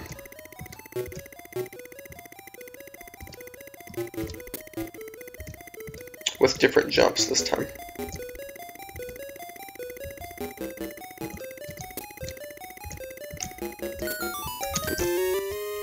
Alright, so grab that key. Then after doing that, you're going to walk back over to here. And then here we're going to implement a trick called Jesus jumping, known by some people as Jesus jumping, or more formally known as water jumping, where if you pause on the frame you land on water, or in this case lava, it will push you downward, just like the pitfall mechanic you saw for Villa Skip. So it'll push us into the wall, and what that'll do is we'll be wall clipped into the wall so that we can super jump from here to there without having to actually go into the cave to get there later. So what you'll do is you'll jump and then pause before landing on the lava, and once you can see how the water kind of made a splashing animation there. See how it's splashing? Now you can jump to the right off of the water, and now we're wall clipped. I'll show that off one more time. That was a 1 buffer. Basically, you just buffer until you land on the lava, and you'll see the splash. And once you see the splash, you can just buffer feather to the right, and you'll be wall clipped. And then you super jump up to this stage over here, and then you can walk in here and skip his text and equip the fire rod. Basically, this boss is very interesting. You basically kill him just hitting with the fire rod. And it looked like I had a pretty easy time there, but getting hit by this boss deals quite a bit of damage. So I'll show that. If you get hit by the fire, you lose almost all your health. You lose 4 hearts, and if he runs into you, you lose a lot of health as well. But basically, this boss fight, for the first half, before he sheds his little shell thing, you're going to want to not really mash the A button, but just kind of press it, and dodge the fireballs as you can. But press the A button somewhat fast, but don't mash.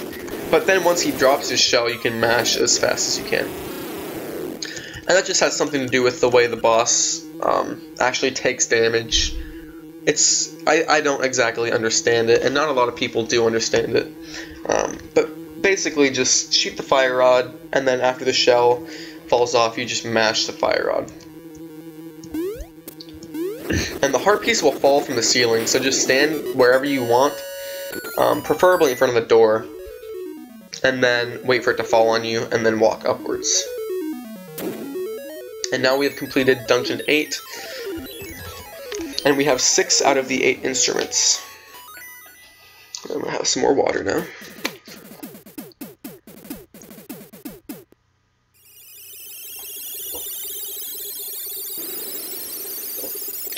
It's good water, man. So now we will make a quick trip to Dungeon 7. We'll play the Mambo here to return us back to the pond.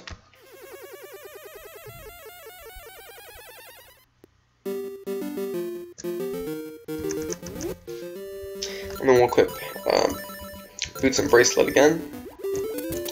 And this will be our 3rd and final trip up through the mountain caves.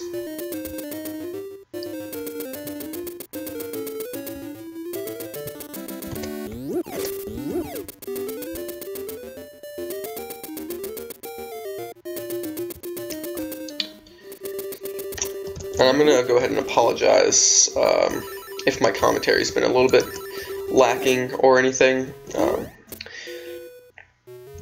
If there's something you need more fully explained, or if I explained something just a little bit too poorly, or didn't show something off exactly, like, thoroughly enough, just leave something as a comment, and I'll go ahead and reply to it as soon as I can. I'll do whatever I can to help. But I do apologize if there's something I didn't explain thoroughly enough for somebody to understand. But you'll swim right through this water, and then we'll go through this cave here. And this is the path to Dungeon 7.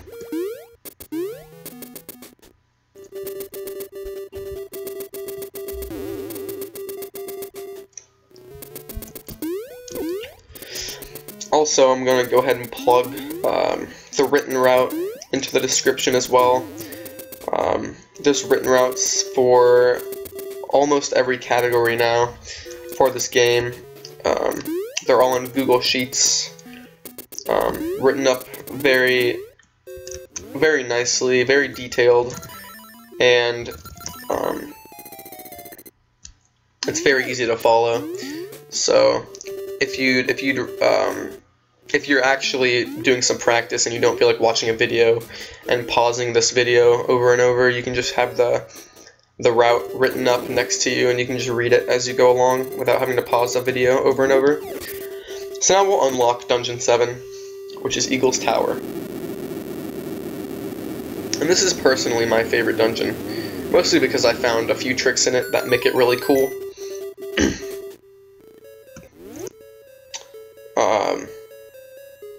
But we're going to go ahead and equip the feather here and skip the text as we enter, as we have been a lot of the times in the run. And you can hookshot the key as it falls. You can actually grab it as it's falling, and that's very interesting, and I like that. So I'll save a state here.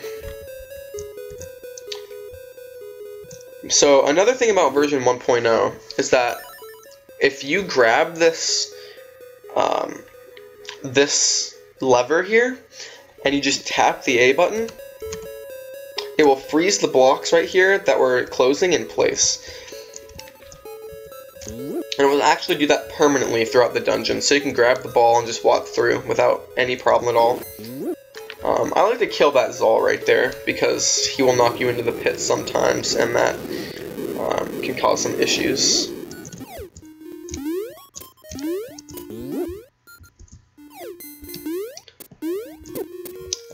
It's important to be very careful when you're throwing the ball around, because if you drop it in a pit, it'll go back to where you got it. And also falling in a pit in Dungeon 7 is very problematic, as you have to go all the way back around and hit switches and whatnot. So Dungeon 7's kind of scary in a way, but it's not too complicated once you get the hang of it. So we just wall clipped here, and we're going to do another super jump, but we're going to buffer, we're going to super jump and pause in midair, and then we're going to equip the bracelet and buffer A on the unpause lag so that we grab the ball in midair and bring it with us over this wall of blocks here, and then knock down this pillar. And I'm actually going to save a state here because there's something that I want to show off, but I don't do personally myself. So the most high tier runners will blow up both walls here, and then they will take the ball down here. And you can hookshot jump across this pit. This is the harder strat. Keep this in mind that this is the harder strat. But you can jump and grab the ball and then hookshot jump, and it looks like this. If I get the hookshot jump. Oh, I failed the hookshot jump. Anyway, you can hookshot jump across that pit, but me personally, I prefer to do the safer strat and take the ball and push some blocks and just go around. It only wastes about 10-15 seconds, depending on how fast you you get the sideways block push. Oh, my bad, I missed it actually. That's kind of embarrassing. But you can get a sideways block push here to get around it. I don't know why I'm missing this. This is kind of upsetting. This should do it. Okay, there we go. But you can go around and sideways block push right here, and it's just as effective, and it's way harder to do a hookshot jump than to just walk around and push a block sideways. So then you'll pick the ball up and knock down the fourth and final pillar here.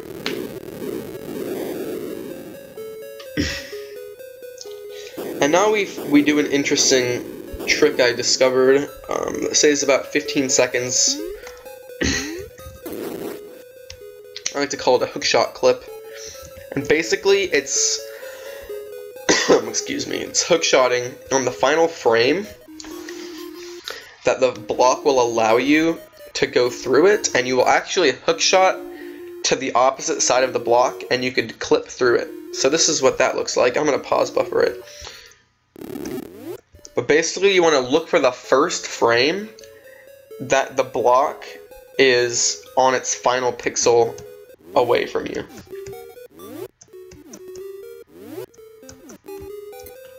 And I was late there. This should be it. Actually, no, that was late as well. But if you pause buffer this should do. It'll be on the first frame, it'll be the next pixel it goes, so if you hookshot through, you can actually walk through the corner, and that skips having to go downstairs and go all the way back around. But now we equip the feather and the sword, and you can hit that crystal switch. And we'll grab these bombs for later.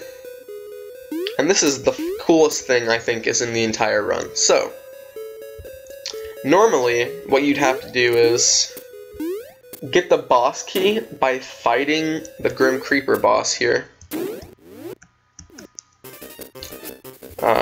Which is takes a while and it's very annoying, and you can actually accidentally wrong warp. So let's completely avoid that, and let's just skip the boss key altogether. So what you can do is walk up into this room. Here, I'll save state here. Walk up into this room and wall clip here. And you want to stand in the middle of the wall. Not on the left and not on the right, but in the center. And what you want to do is do a super jump and then recoil off of the P-hat. And you'll land on the platforms and you can go behind where the boss door is without having to get the boss key. So I'll show that off a couple more times.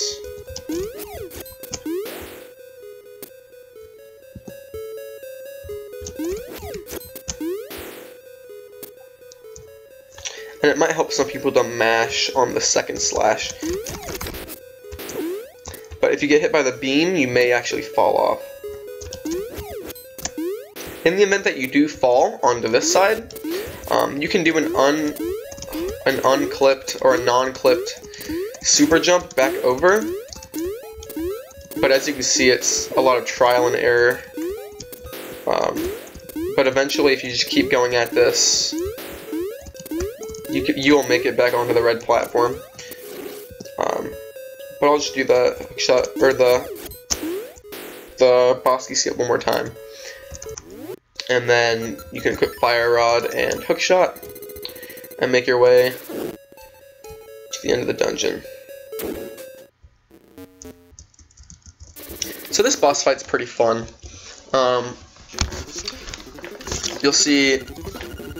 You'll get this dialogue, and then once the eagle picks him up, you're going to want to go down to skip the animation of him flying away. And then once you go down, you just go back up, and then you strafe and shoot the fire rod side to side on the ladder. And once you just hit the boss 3 times, you're already done. So it's a really easy boss as long as you don't fall off the ladder. You can actually grab the heart piece from down here with the hookshot. And the way I knew I could hit it there is if you shoot the fire rod and it runs into the bottom, you know you can grab the heart piece. So after you grab the heart piece, you just drop back down, and then grab the instrument, and now we have 7 out of 8, and all we have left is to go finish Dungeon 4, actually. So we're in the final stretch of the game already, and I'm just over 2 hours into the tutorial, so we're doing pretty good.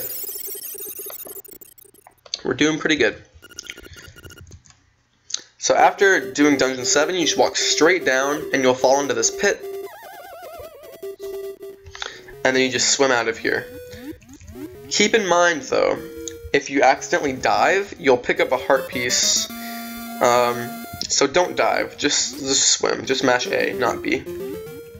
So now we're just going to swim to the left, back to Dungeon 4. .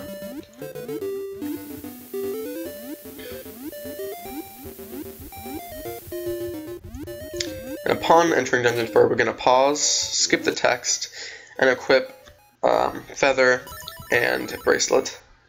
Go into the warp again.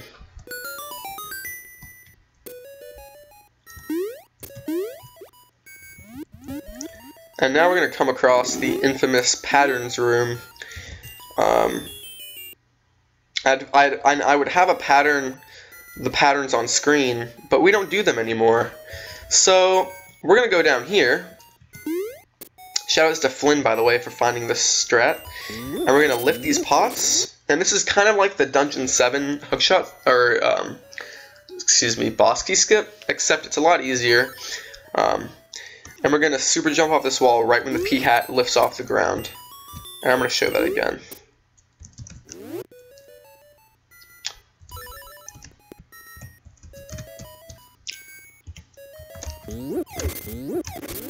So when the P-hat lifts off the ground, you know you're good to super jump. And then you'll get recoiled down over to here. Grab the boss key, except I forgot to skip the text there. But I'll show this one last time.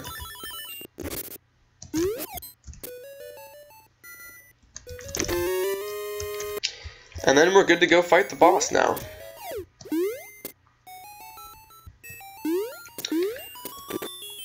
So this is another boss that we exploit bomb arrows onto. And there's actually a really nice thing you can do. If you jump off the very edge of this ladder, you can clip into the bottom of that tile over there, and you can fast fall through the water. Let's see if I can do it here. Yeah, there we go. And you pause to skip his text, like all the rest of the bosses in the game. And you need to line up with his little lantern, because he's an anglerfish, and shoot 3 bomb arrows down, and then you're finished. And now we'll equip Feather and Mambo. Grab the heart container, and just swim up. And now we've collected 8 out of 8 instruments, and we're ready to go fight the final boss.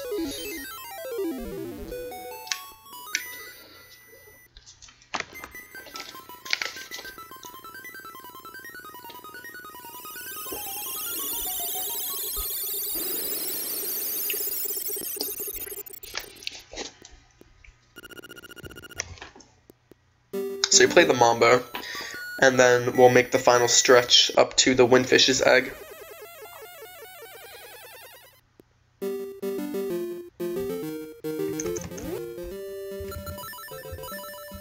You're going to want to equip Marin's Song, so that we can actually use the Ballad of the Windfish to wake the Windfish egg while we're up there. So equipping Marin's Song, or the Ballad of the Windfish, whatever you want to call it, right after Mamboing is recommended, so that you don't actually play, or you don't accidentally forget up here and then play Mambo again.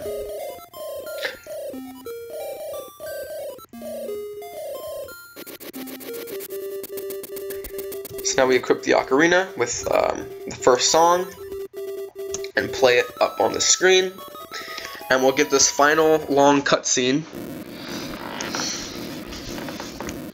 And we'll hear the song.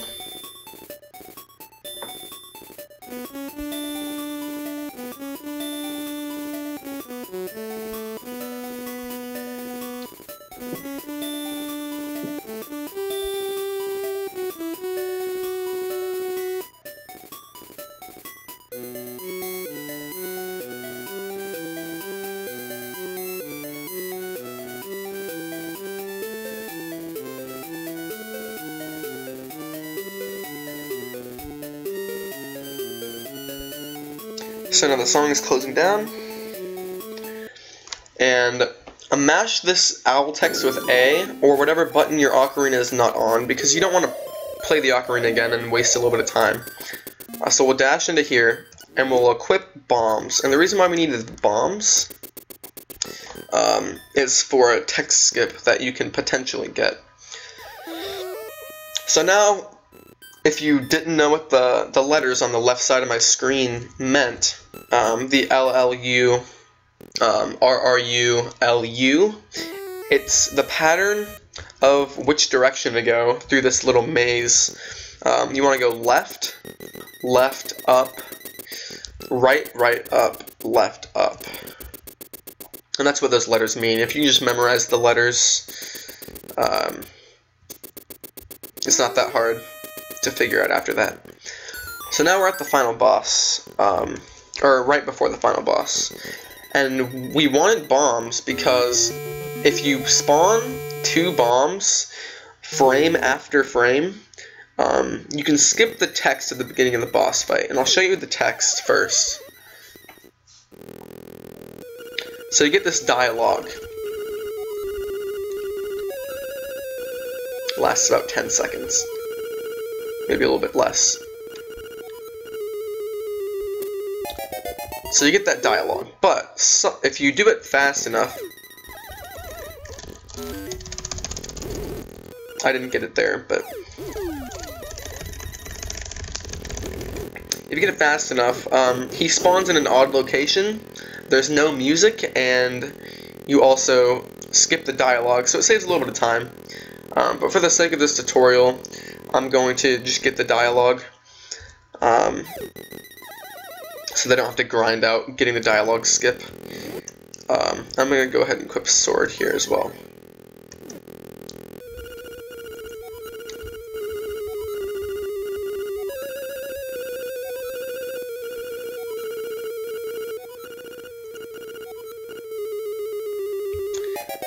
So the first thing we can do is, there's a quick kill for the first phase of this final boss. If you stand on this pixel here, sometimes, it's slightly RNG, but sometimes, if you stand on this pixel here, you can see where my shadows lined up with the little 2 darker tiles there. Sometimes, if you see how he bounced on my sword there, sometimes you can defeat the phase without having to use the powder. And that's what it looks like. I just defeated him without the powder. However, if you fail the quick kill, or if you aren't comfortable doing the quick kill, you can simply just equip the powder, wait for him to jump, and place some powder on him, and it will do the same damage. You just have to do it 3 times. And then that phase is over. Next we have Aghanim, which is the biggest troll, I think, in the run. Basically, you just have to hit the balls back at him. The first 2 will always go back, but the second 2 may not be the correct kind that you can hit back. And we call those blue balls. And you can't reflect blue balls back at Aghanim. That's a blue ball right there. And the second 2, it's a 50% chance that you'll get one or not. I'll do it one more time. Basically, you just have to hit him back at him. The first 2 you will always hit back, and the second 2 it's 50-50 every time. So it's RNG whether or not you get 0 blue balls or 15 blue balls. It just depends on the RNG at that current point in time. But Aghanim, other than that, is pretty self-explanatory. You just have to hit the balls back. You actually don't have to spin slash, but I just prefer spin slashing. Facing backwards, it just feels good to me.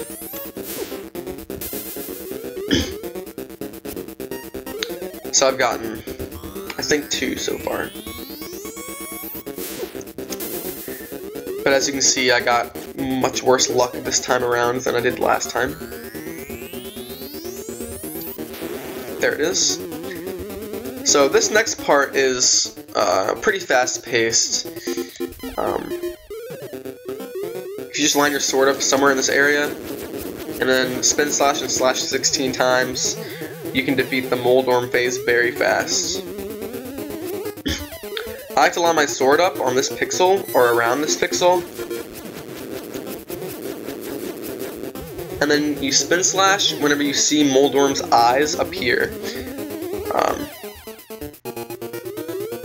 So now, or rather, I was too close to him.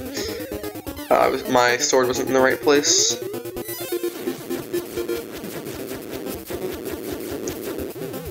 And so you can stun him in place. If you don't stun him in place, what happens is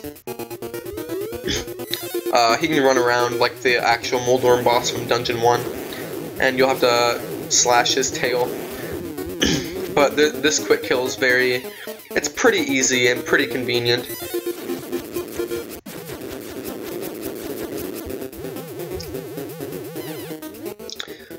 So now we get into the most technical portion of the boss fight, which is Rooster Skip. And basically, what this skip does is it allows us to skip the final phase of the boss,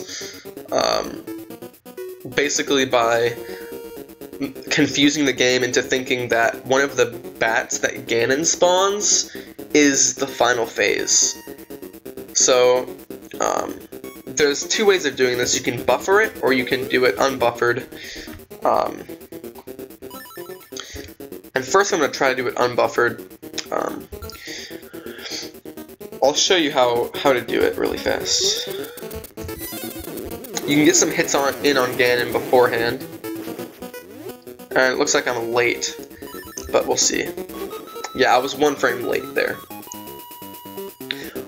But what we're trying to do is, on the first frame that the bat tries to move, you play the ocarina and the bat gets stuck in place, and you can't get rid of it until you get to the final phase. So I'll try this one more time.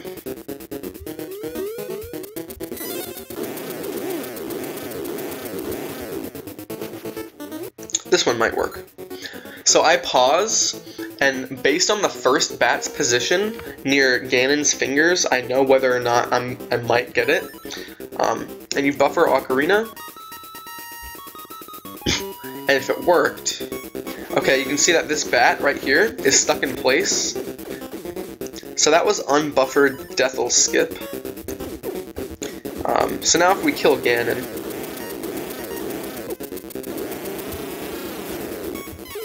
and kill this next phase, you're going to see that the bat is going to die, and it's going to turn into Deathel's eyeball for a split second. And what just happened is the game thinks that Deathel died, when in reality the bat died. So we can actually just walk onto the stairs and finish the game. But because the unbuffered method, it's a 1 frame trick, I'm going to show you how to buffer it so that you don't have to lose your run to endless attempts of bufferless Rooster Skip. So how this works is you can do your free hits on Ganon, and you can pause around the same time I have been pausing, and you can equip the ocarina whenever. So you can equip it now if you want, but now you're going to pause buffer until the first frame that one of these fireballs turns into a bat. So that, I'll show you. The fireball that's right here, where my mouse is, when it turns into a bat, I'm going to start map buffering, which is the select button. I'm going to push the select button, and that advances the game 7 frames rather than 1, whereas pause buffering advances at 1 frame.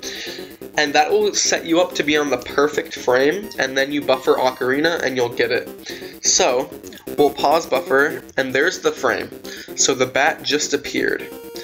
So now I'm going to select buffer 7 times. So you can basically just hold select until it buffers 7 times. So we'll count the map 7 times. So there's 1, 2, 3, 4, 5, 6, and 7. And now we'll press Ocarina. And it will have the same effect as just hitting the ocarina on the frame without buffering it. So I'll do that one more time. Oops. I was a little bit too antsy there. So you pause around here, equip Ocarina, and then pause buffer until the first frame you see a bat come out of a fireball. So there's the bat. The bat just appeared. So now we press select. We hold select for 7 buffers. So 1, 2, 3, 4, 5, 6, and 7, and then we buffer Ocarina. And then the bat's stuck in place, and then we can kill Ganon. I prefer to use the boots. Him can kill Ganon.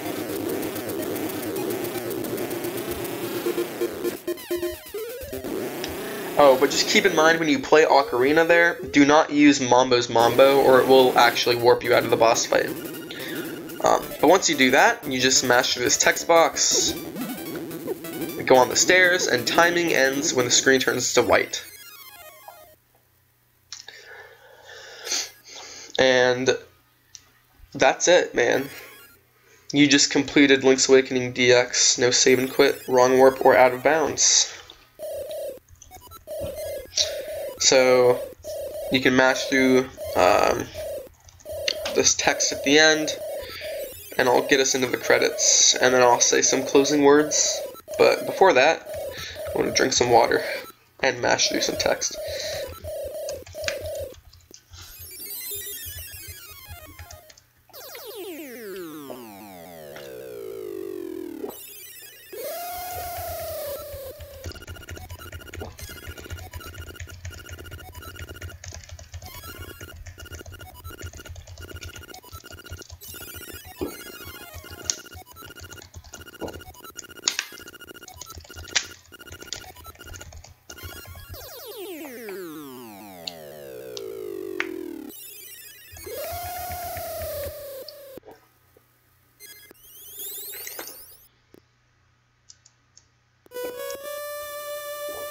Okay. So, now that I've finished the run, I'd like to give shoutouts to some people who found some of the tricks. Of course, shoutouts to Leon. His tutorial got me into speedrunning the game, and ultimately led to me creating this tutorial myself.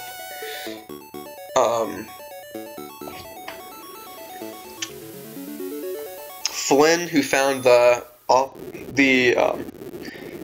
pattern skip in Dungeon 4. Darko, who improved the Dungeon 7 boss key skip. Zorlax7, who found the invincibility strat for the P-Hat room in Dungeon 8. Many older guys before me that found Phila skip and things like Rooster Skip, Death'll Skip, etc. But I'll definitely, there's going to be a lot of detail in the description of this video. There's going to be a lot of links to shorter, like less in depth, just single trick videos. I'm going to link the written routes page in the description as well. But for all of you that watched, thanks for watching. And if you have any questions, if I didn't explain anything thoroughly, just leave a comment and I'll definitely answer it for you. You can also follow me on Twitch and or Twitter to ask me questions. There in the bottom left corner, my Twitch is XPHiddenScopePX, all one word, and my Twitter is @RiddlerRuns. So, this was Riddler, and this was my Link's Awakening DX No Save and Quit, Wrong Warp, or Out of Bounds tutorial. And I'm out. Thanks for watching.